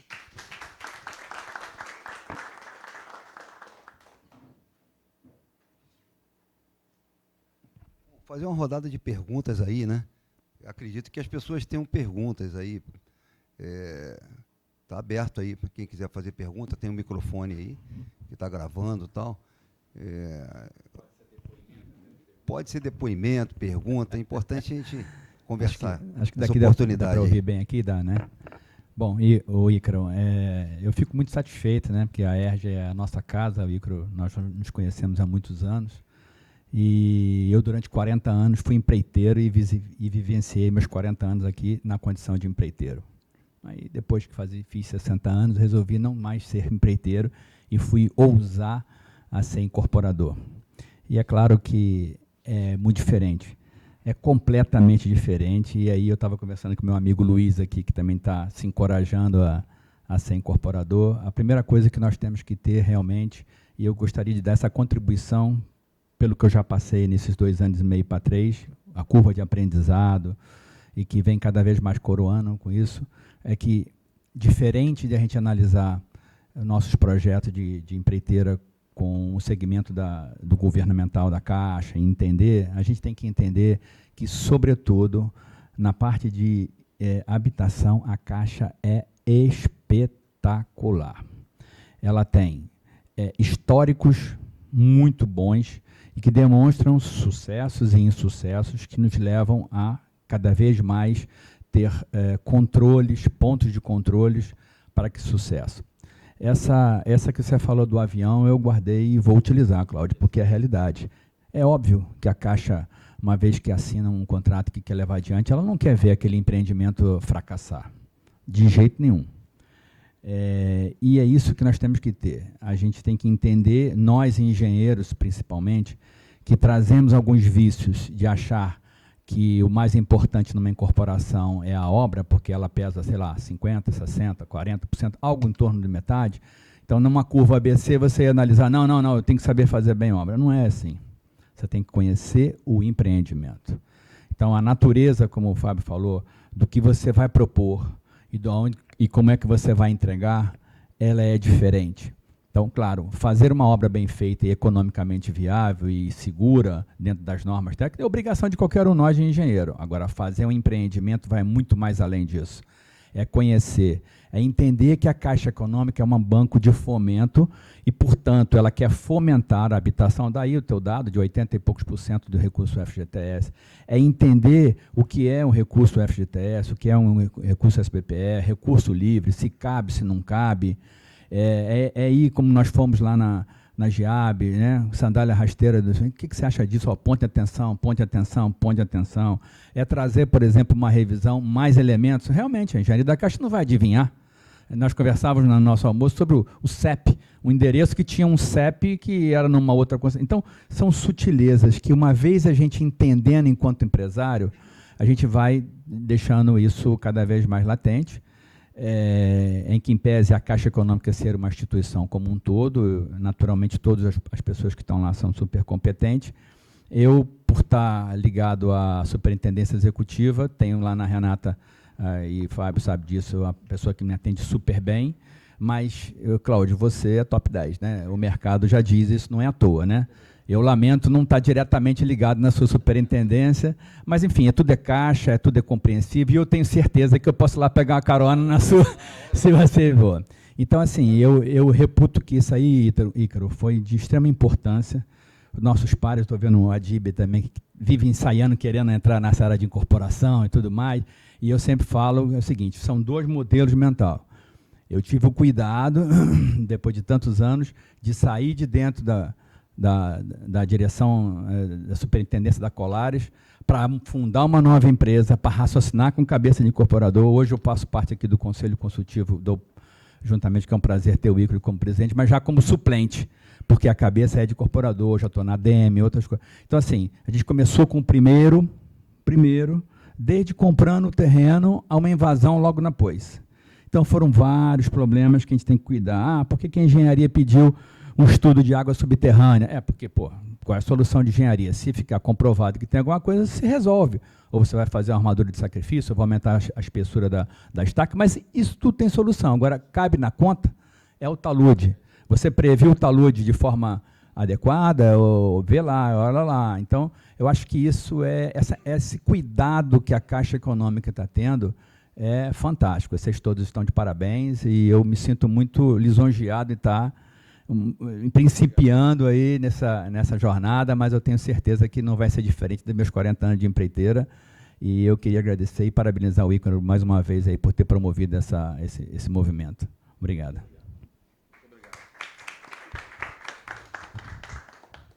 Mais alguém aí falar alguma coisa? Bom dia a todos. Meu nome é Hugo Gerck, sou diretor de novos negócios da DAV Engenharia. Todos vocês sabem que a DAV Engenharia ela é focada no saneamento. E eu, de tanto insistir como novos negócios, falei, gente, vamos abrir aqui o nosso raciocínio, vamos começar a olhar para outras questões. E como eu já trago uma experiência na parte de incorporação, na parte de prospecção de novos negócios, e quero desde já, Ícaro, enaltecer o trabalho da ERJA, a iniciativa que a ERJA, através da sua presidência, vem trazendo, aproximando cada vez mais nós, né, associados dessas oportunidades, desse estreitamento com a Caixa, que é o braço mais importante do Brasil nesse segmento, né. Eu tenho poucas perguntas para fazer para o Cláudio e para o Fábio. Quando a gente fala de retrofit, fala de reviver, o equipamento, ele se estende também para equipamento de saúde? Não se estende, é só moradia habitacional. Perfeitamente. E também afastaria a transformação de uso, ou seja, pegar um imóvel residencial e transformá-lo num comercial. Isso. Não, ao contrário, a gente pode ao contrário faz. comercial para residencial. Tá. Porque a nossa vocação, ela é... Alô? A nossa vocação, ela é produzir soluções de habitação, Tá. de moradia, de casa própria. Então, não raro, a gente recebe lá a demanda de prédios comerciais, que eram saletas. Vocês sabem que as saletas hoje estão muito desvalorizadas, né? Tem uma super oferta no centro do Rio de Janeiro, e é transformar esses edifícios comerciais em residência. Então, o foco é sempre a habitação. Estou engatando a terceira pergunta. Os imóveis, os edifícios no Rio hoje, que são de ocupação mista, ele se encaixa um retrofit parcial? Sim. Como é que... Sim, é possível. É Sim, possível. Sim, a gente estuda caso a caso. E por exemplo, tem percentual de transformação para residencial, por exemplo? Um prédio tem 70% com possibilidade de virar residencial, 50%. Não, aí nós temos que fazer um estudo caso a caso, não tem um percentual fixo. É possível que tenha misto, mas a gente precisa entender qual é a operação e construir a solução dentro daquilo que está sendo apresentado. E vocês dois teriam como dar uma ideia de custo financeiro nesse momento, ou faz de acordo de cada projeto? Custo de quê? Da análise? Da análise do... Então, basicamente é o custo de engenharia, né, Fábio? A gente está falando de R$ 3.500, R$ 3.600, né? 3 e pouquinho. Perfeito.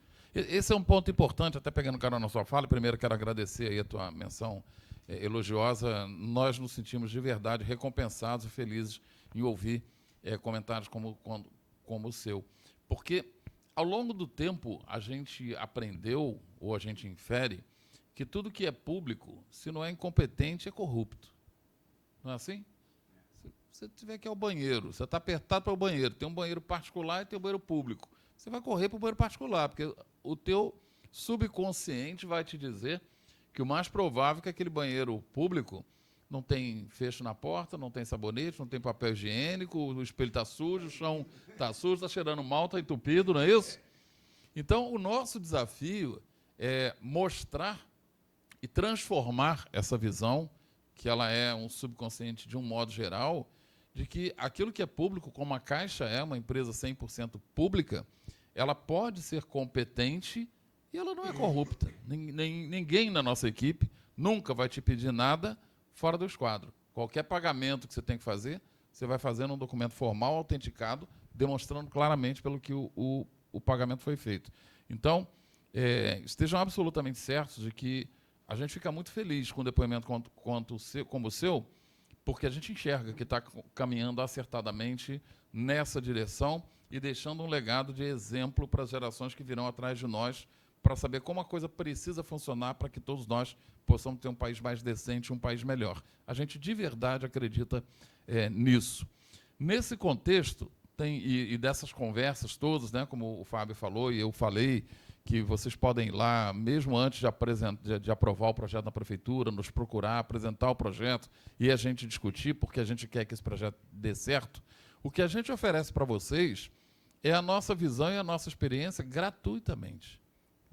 Todos os casos de insucesso que nós vimos acontecer, a gente vai dizer, isso aqui a gente já viu e deu errado por essas razões. E você não paga nada por isso, então não há por que não aproveitar essas oportunidades. A gente dá algumas orientações, e tem algumas que são muito caras para nós, como, por exemplo, estabeleça com a Caixa sempre um cronograma de obra maior do que aquele que você precisa. Se a tua obra vai levar 18 meses, dê entrada na documentação na Caixa falando em 24 meses, em 22, você tem até 36. Por que você vai entrar com um cronograma justo se tiver uma temporada de chuva? Vai atrasar a sua obra. Se tiver uma greve em um dos setores de transporte ou de produção de um insumo, você vai atrasar a sua obra e não precisa. Então, isso para nós é um ponto relevante. Outro, não faça modificação de projeto depois que a engenharia da Caixa aprovar. Ah, mas eu fui à prefeitura e a prefeitura disse que pode. Tá bom, a prefeitura disse que pode. Só que a Caixa é o agente financiador e aquela sua obra, ela serve como garantia de um quantum de recurso que está sendo aplicado. Se você modifica a garantia, nós precisamos entender que essa relação continuou preservada. Então, não faça alteração de projeto sem que a engenharia seja comunicada. Ah, mas eu não posso mudar o projeto? Pode. A gente só te pede que você escute a engenharia, porque o nosso engenheiro medidor de obra, ele vai ser cara crachá. Ele vai pegar a planilha, vai olhar e vai dizer, isso aqui era assim, ok. Se ele encontrar uma divergência, a gente vai ter dificuldade na liberação daquela parcela. E um outro ponto que eu acho importante registrar também, e que é o óbvio, ululante, mas que a gente insiste em falar, é dinheiro da obra é para ser utilizado na obra. Poxa, Cláudio, mas isso é evidente. Você está falando isso para nós, que somos empresários? Estou. Sabe por quê? Porque a gente já viu pessoas pegarem a liberação da parcela, o camarada foi lá, a engenharia foi lá, mediu a obra, aí ele, recebe 2 milhões de reais numa liberação e ele fala, cara, aquela Land Rover que eu estava olhando, é agora, sabe? Teve um, que eu não posso citar nome, evidentemente, mas que ele comprou uma academia de ginástica. Ele recebeu a liberação de parcela da obra e ele era professor de educação física e achou que era uma galinha morta que estavam oferecendo para ele uma academia, que ele ia comprar a academia com aquele dinheiro, ia vender a academia, ia ter lucro, ia colocar o dinheiro na obra, e aí a gente cai naquele ditado antigo que funciona, né? Malandro demais se atrapalha. Né? Aí o cara comprou a academia, não era o negócio que ele pensava que era, ele não tinha dinheiro para tocar a obra, aí bate lá para dizer para nós, o dinheiro acabou, não deu e tal, mas como se a gente vem medindo, projetando e acompanhando a execução da obra junto com você? Né? Teve um que eu perguntei, o que você fez com o dinheiro? E a resposta dele foi fantástica, ele falou, vivi. Te juro por Deus, o cara respondeu para mim e para Mariana Manzella, vivi. Extraordinário. Eu falei, viveu bem, né, companheiro? Agora você está com problemão, né? Agora você está com problemão, né, cara? Como é que você vai resolver o seu problema, né? Então, assim, esses pontos, sabe, gente? A gente quer muito sempre dividir com vocês. E, mais uma vez, quero saudar o Ícaro aqui, essa reunião, assim, estejam sempre reunidos em forma associativa. Você citou a ADEME. A ADEME é importantíssima, como a associação aqui também é, como o Sinduscom é. Quanto mais a gente pode se juntar e conversar, mais a gente aprimora o nosso ponto de vista e a gente erra menos. Fábio, por favor. Eu só queria complementar colocando, o Cláudio já comentou, né, que a gente falou aqui um monte de questão consultiva, isso daí a gente não cobra nada não, tá, pessoal? Você vai lá quantas vezes for necessário, só vai pagar na hora de formalizar uma análise, essas coisas todas, né? Mas eu queria tocar num assunto que eu acho relevante, que é a questão da previsibilidade, né, da obra. Porque quando a gente assina um contrato, tem lá todo um regramento de como ele funciona na prática. Porque, obviamente, a incorporadora, a construtora, ela coloca muito dinheiro na frente numa obra, porque ela tem que comprar insumos, ela aproveita a oportunidade de mercado, às vezes, para comprar. Não, a esquadria ficou mais barata, a esquadria daqui 5 meses, mas ela já compra, elevador e aquela coisa toda. E em muitos desses itens, né, nós só pagamos quando ele está instalado na obra, executado na obra. Então, obviamente, já há um descasamento aí. A gente sabe que uma das questões aí que envolvem obras civis é a gestão do fluxo de caixa. O que a gente na GIAB tem feito? A gente adotou isso agora em 2025, é a previsibilidade do pagamento.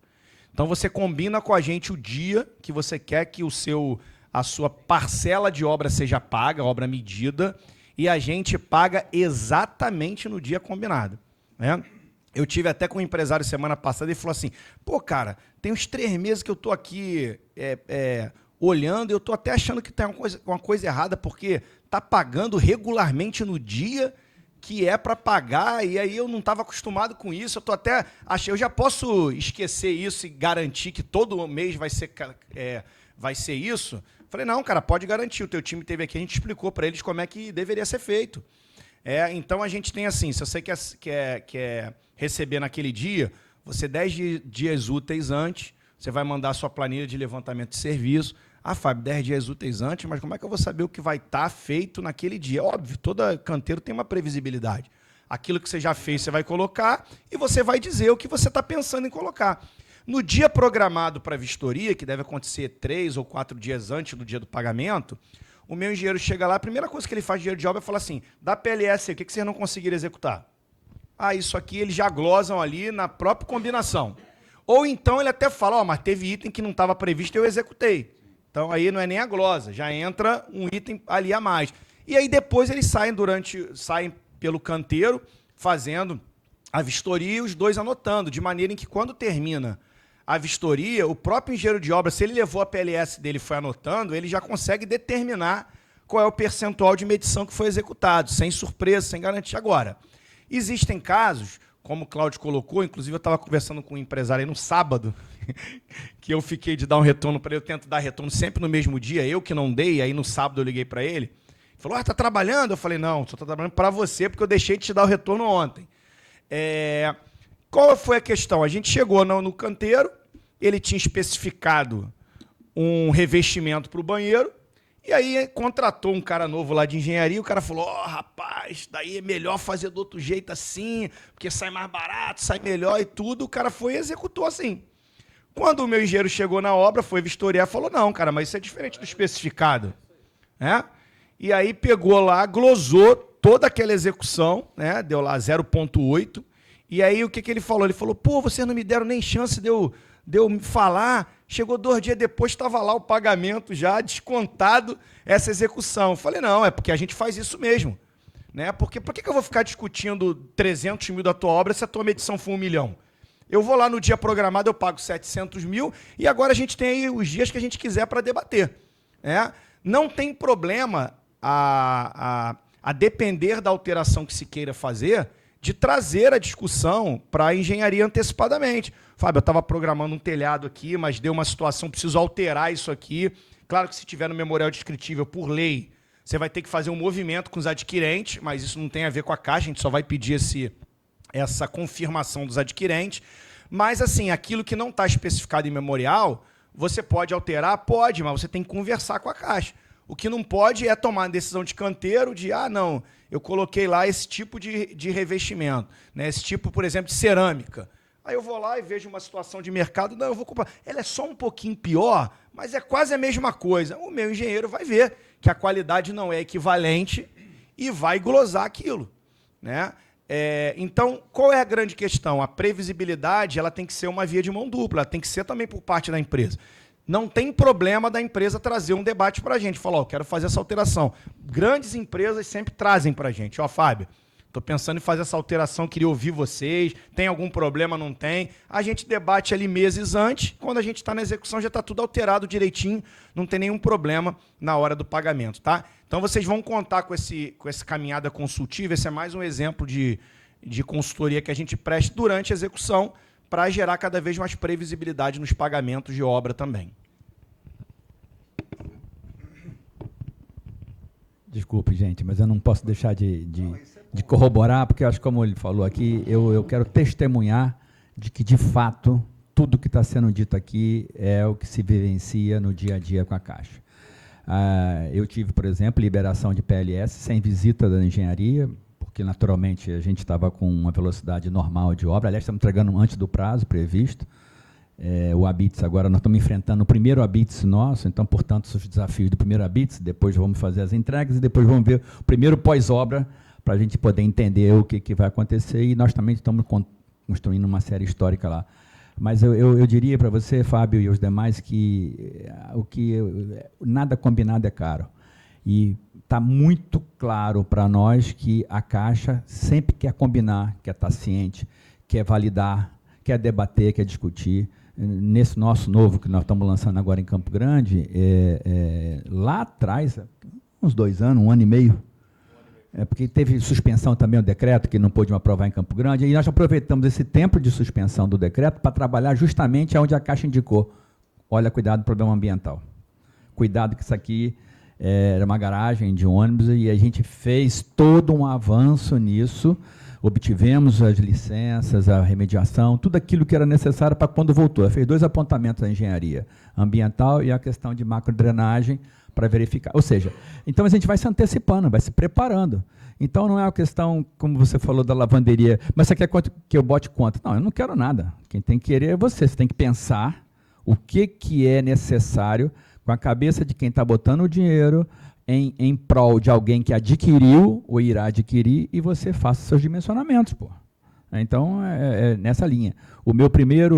A avaliação prévia do meu primeiro empreendimento, ela foi simples demais. Agora é que, evidentemente, a gente está colocando muito mais elementos, né? Então, é isso que traz subsídios para a engenharia da Caixa, ainda que possa parecer que para nós foi o suficiente, e vamos aguardar, vamos enfrentar juntos esse. Então, assim, o que eu acho bacana é que tudo isso que está sendo falado aqui é a mais pura verdade de quem está vivenciando e que queira vivenciar isso. Mais uma vez, a Caixa está de parabéns mesmo, viu?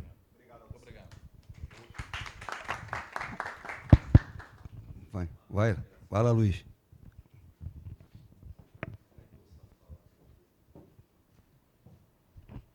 Eu sou Luiz, da RL2, Engenharia.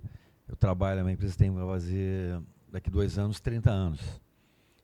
Nos últimos 28 anos, eu trabalhei com obra pública. Em algum momento, pensei, seriamente, abrir um outro nicho de mercado, por motivos. Primeiro, por que fazer?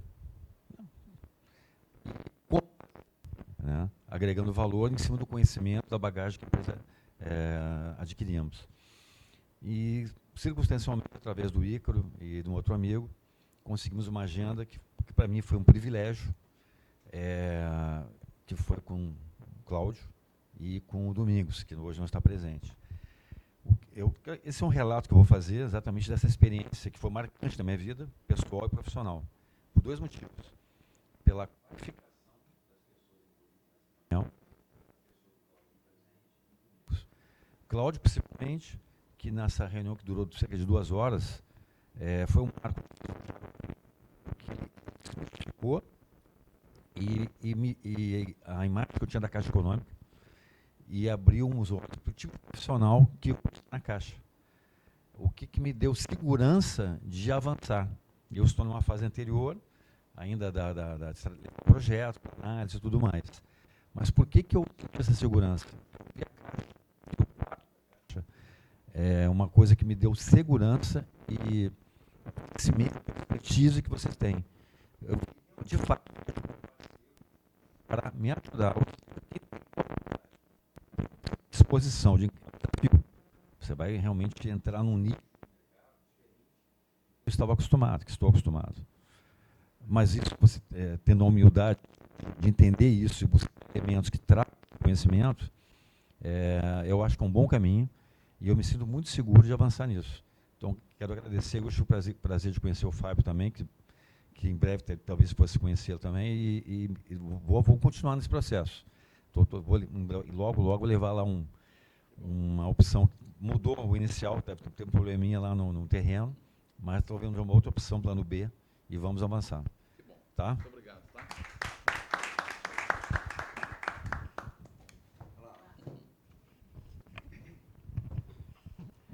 Bom dia. O programa Retrofit, ele tem limitação mínima de unidades? Ou pode ser uma unidade residencial, tipo uma casa, ou um apartamento, ou uma vila, alguma coisa assim?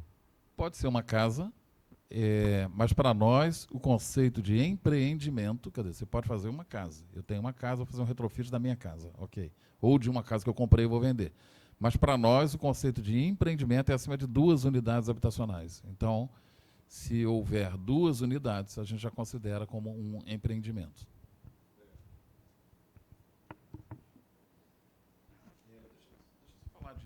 Bem rapidinho mesmo, só para falar de fases, tá? do que a gente está conversando de tudo aqui.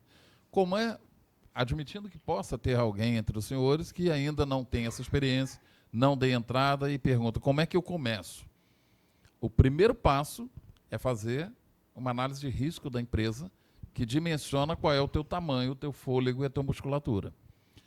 Então, o primeiro passo, análise de risco, que o mercado convenciona chamar de fazer o gerique da empresa, e inventaram um verbo que não existe, gericar, né? Eu gerico, tu gericas, ele gerica. Não existe o verbo gericar.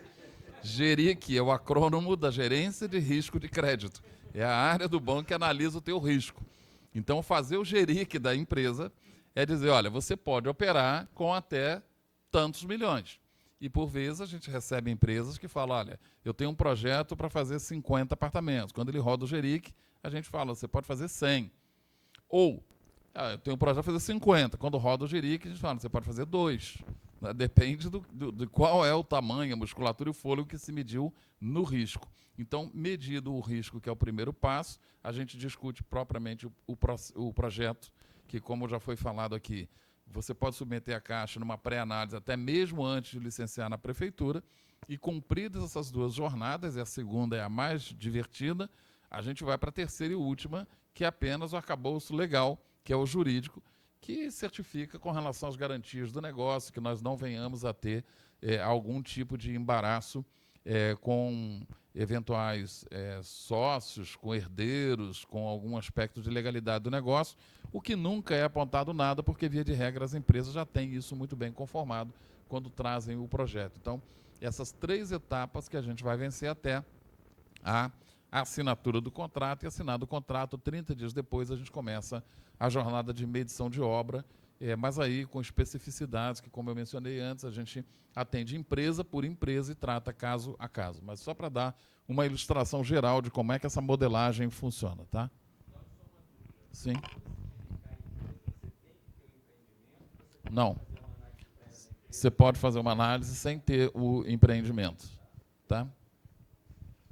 Agora, desculpe, eu interrompi alguém, conta muito quando a gente faz análise de risco, o que acontece? A área de risco do banco, que analisa, isso para qualquer banco, que analisa quais são os seus limites, ela é apartada da área comercial, ok? Nós não temos ascendência sobre eles e não temos nenhuma possibilidade de regramento em cima daquilo que eles fazem.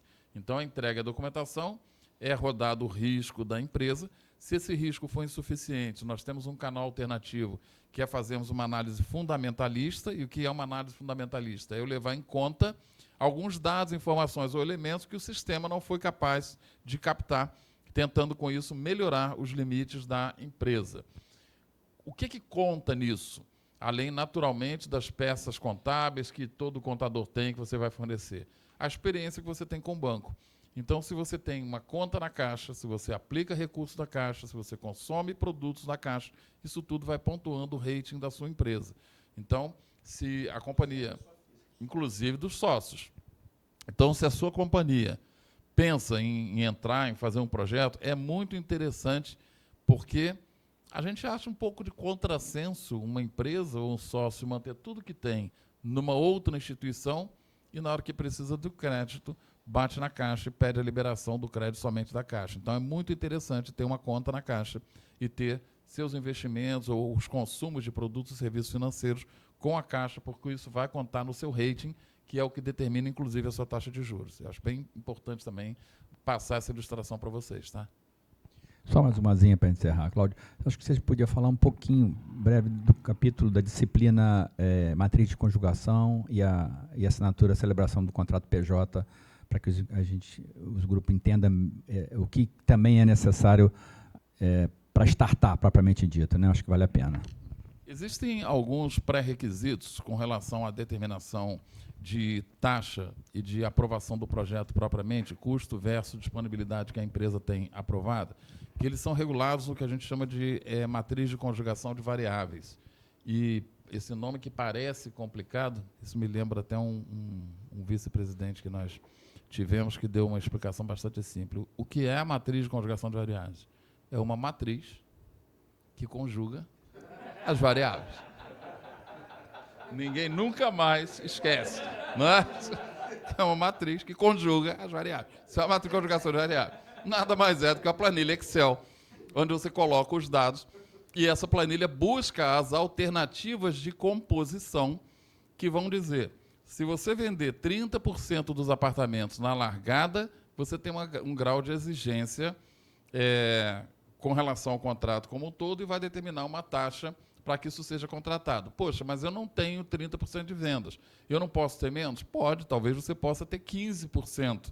Mas todo o recurso de gerenciamento da obra tem que estar ao alcance da própria Caixa. Então, você pode aplicar um recurso, você pode alterar, fazer algumas alterações dentro dessas possibilidades, que, como eu disse, a gente estuda caso a caso, que nós vamos alimentar essa matriz e dizer isso é possível, isso é viável. Então, uma exigência de comercialização, que normativamente nasce em 30%, ela pode chegar a 15%. Os valores de liberação, eles dependem também de toda essa análise que é feita para cada empreendimento, dadas as condições que foram apresentadas. Você pode até mesmo assinar um contrato pessoa jurídica com a Caixa, de um determinado valor de crédito, e não usar nada desse recurso, porque quando nós medimos a obra, nós dizemos, ok, está cumprido tanto por cento de cronograma, eu não acredito para você o valor correspondente a essa obra executada. Eu te mando um e-mail dizendo que está à sua disposição esse valor, que você pode sacar ou não. E você vai ter encargo desde o momento em que você saque, porque quando eu falo de uma taxa de juros, suponhamos, de 12% ao ano, para você pagar 12% ao ano, você tem que sacar no primeiro dia útil e me devolver o dinheiro no último dia útil. E não é o que acontece. Você vai pagar, assim como um cheque especial, pelo número de dias que você sacou versus o capital também que foi utilizado. Sendo que, na medida em que você vende os apartamentos ou as casas, quem passa a pagar por esse encargo é quem está comprando. Então, você pode sacar um recurso que não vai te custar absolutamente nada, porque quem vai pagar o que o mercado também convencionou chamar de taxa de obra, que é aquele percentual de juro que o adquirente paga em razão do recurso que você sacou, é esse cliente que está adquirindo. Isso significa que quanto maior o teu volume de venda na largada, menor haverá de ser o seu encargo ao longo da jornada da operação. Beleza? Não, isso era até uma coisa que eu ia perguntar. Você começa a pagar depois da obra? Você pode nem sacar recurso nenhum e talvez você venha perguntar, mas espera aí, por que eu vou fazer essa análise, vou ter um limite, vou aprovar na engenharia e eu não vou sacar quando você medir a obra e me liberar esse recurso? E há a empresa que faz isso. Porque a partir do momento que você assina o contrato, você tem algumas vantagens muito específicas. A primeira delas, você nesse mesmo dia pode abrir venda com financiamento de 90% do valor de compra e venda aos adquirentes. Então, assinou com a Caixa, antes de qualquer coisa, está lá o terreno limpo, só tem o teu stand de vendas, você já começa a assinar contrato com financiamento caixa, 90% do valor de compra e venda, até 90%. Você pode colocar no teu stand, imediatamente, a placa caixa, que funciona como um imã impressionante de cliente, de credibilidade para o empreendimento. Então, assinou o contrato, placa caixa. As pessoas passam e falam, poxa, empreendimento, talvez ele não conheça a sua construtora, a sua incorporadora, mas seguramente ele conhece a caixa. E aquela placa traz muita credibilidade. E um terceiro ponto muito importante, que prejudicou muita gente num passado recente, não pode haver desistência. A partir do momento que o cliente comprou e assinou um contrato com a Caixa, de forma figurada, você acaba se tornando um prestador de serviço para esse cliente. Você está construindo o apartamento dele ou a casa dele, né? E aí, voltando àquele exemplo do avião, depois que o cliente embarca, ele só pode descer quando o avião chegar, né? Eu não posso subir no avião, levanta voo, não quero mais ir para São Paulo. Pô, beleza, né? Você não vai saltar o avião em pleno voo. Então, no momento que esse cliente assinou com você a aquisição daquele apartamento, você tem a tranquilidade de saber que aquilo está vendido, e você vai tocar a tua obra, porque no passado, quando isso não era assim, o cliente comprava, e aí no churrasco do domingo, o cunhado dele mostrava a ele que ele fez um mau negócio, que a valorização não é assim e tal. 3 meses depois ele voltava lá e dizia, escuta, eu quero desistir, quero meu dinheiro de volta. E aí você que já tinha desmobilizado toda a tua força de venda, você não tem nem mais papelaria, agora você está se ocupando da construção, você tinha que cuidar de alguém que está devolvendo o imóvel. Isso não acontece mais. Ele assinou o contrato, ele pode vender sim, lá na frente, no habite, quando faz o que nós chamamos de desligamento, que é passar efetivamente para ele essa prestação, esse imóvel, e ele pode vender. Ou ele pode até, durante o contrato, fazer um contrato de cessão do direito com uma terceira pessoa, mas isso aí é entre eles. Para nós, ele não pode desembarcar no meio do caminho. E esses 3 pré-requisitos, eles são muito fortes para que você assine esse contrato PJ, mesmo que não queira sacar esses recursos que, como eu falei, são liberados a teu favor na medida em que cada medição de obra é feita. Mais alguma pergunta aí? Mais algum? Não? Bom, pessoal, minha obrigação aqui, agradecer o Cláudio, e agradecer o Fábio, exatamente porque hoje eu vejo que eu estava certo de tentar buscar eles chegarem aqui através do Domingos, que eu chamo ele de Dominguinhos, tá? Já conhecia ele já há algum tempo.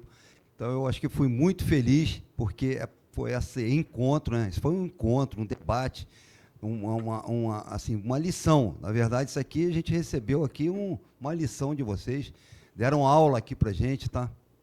E a oportunidade, abriu muitas oportunidades. Eu acho que o que o Luiz coloca, o que você coloca é isso, as empresas aqui, o Adib está aqui também, e, na verdade, o setor público, eu venho agora, estava semana passada, em BH, num seminário lá, no Congresso, e é uma loucura, negócio de menor preço.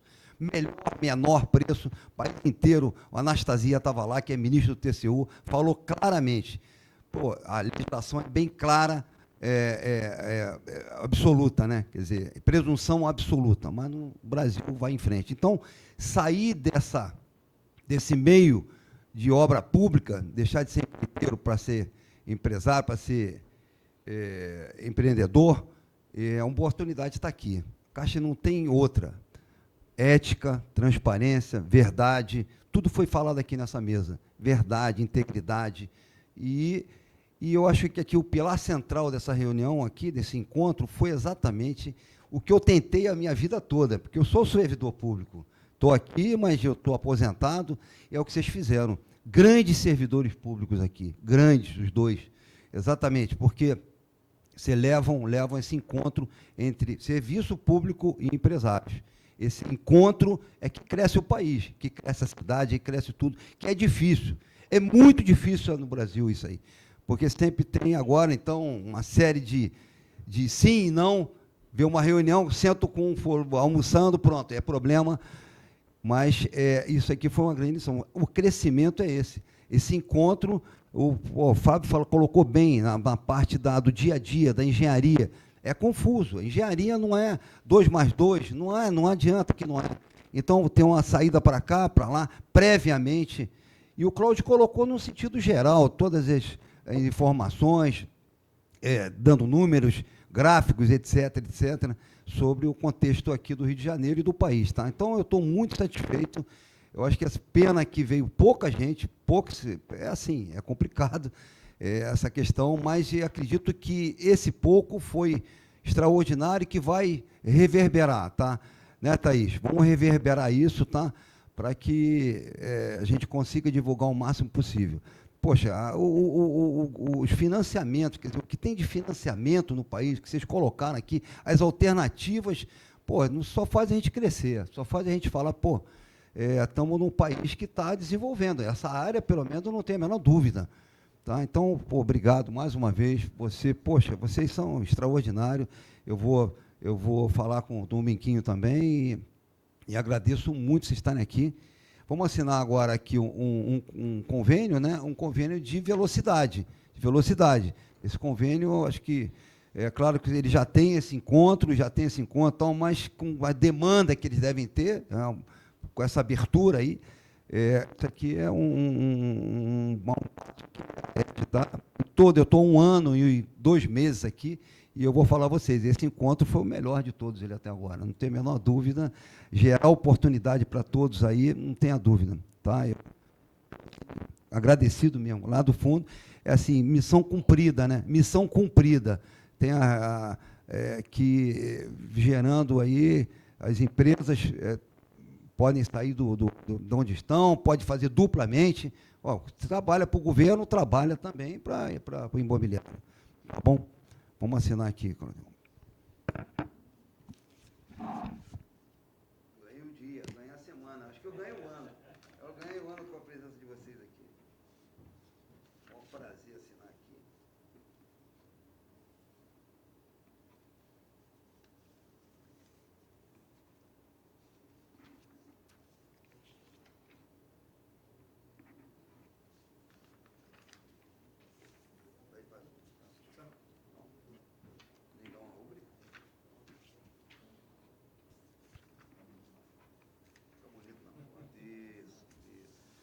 Merece, vocês merecem.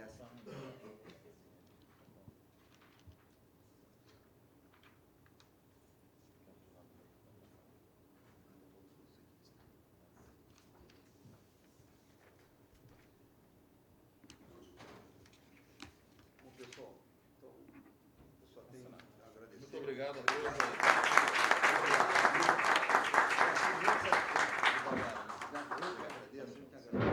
Obrigado, gente. Esperamos vocês na caixa. Boa.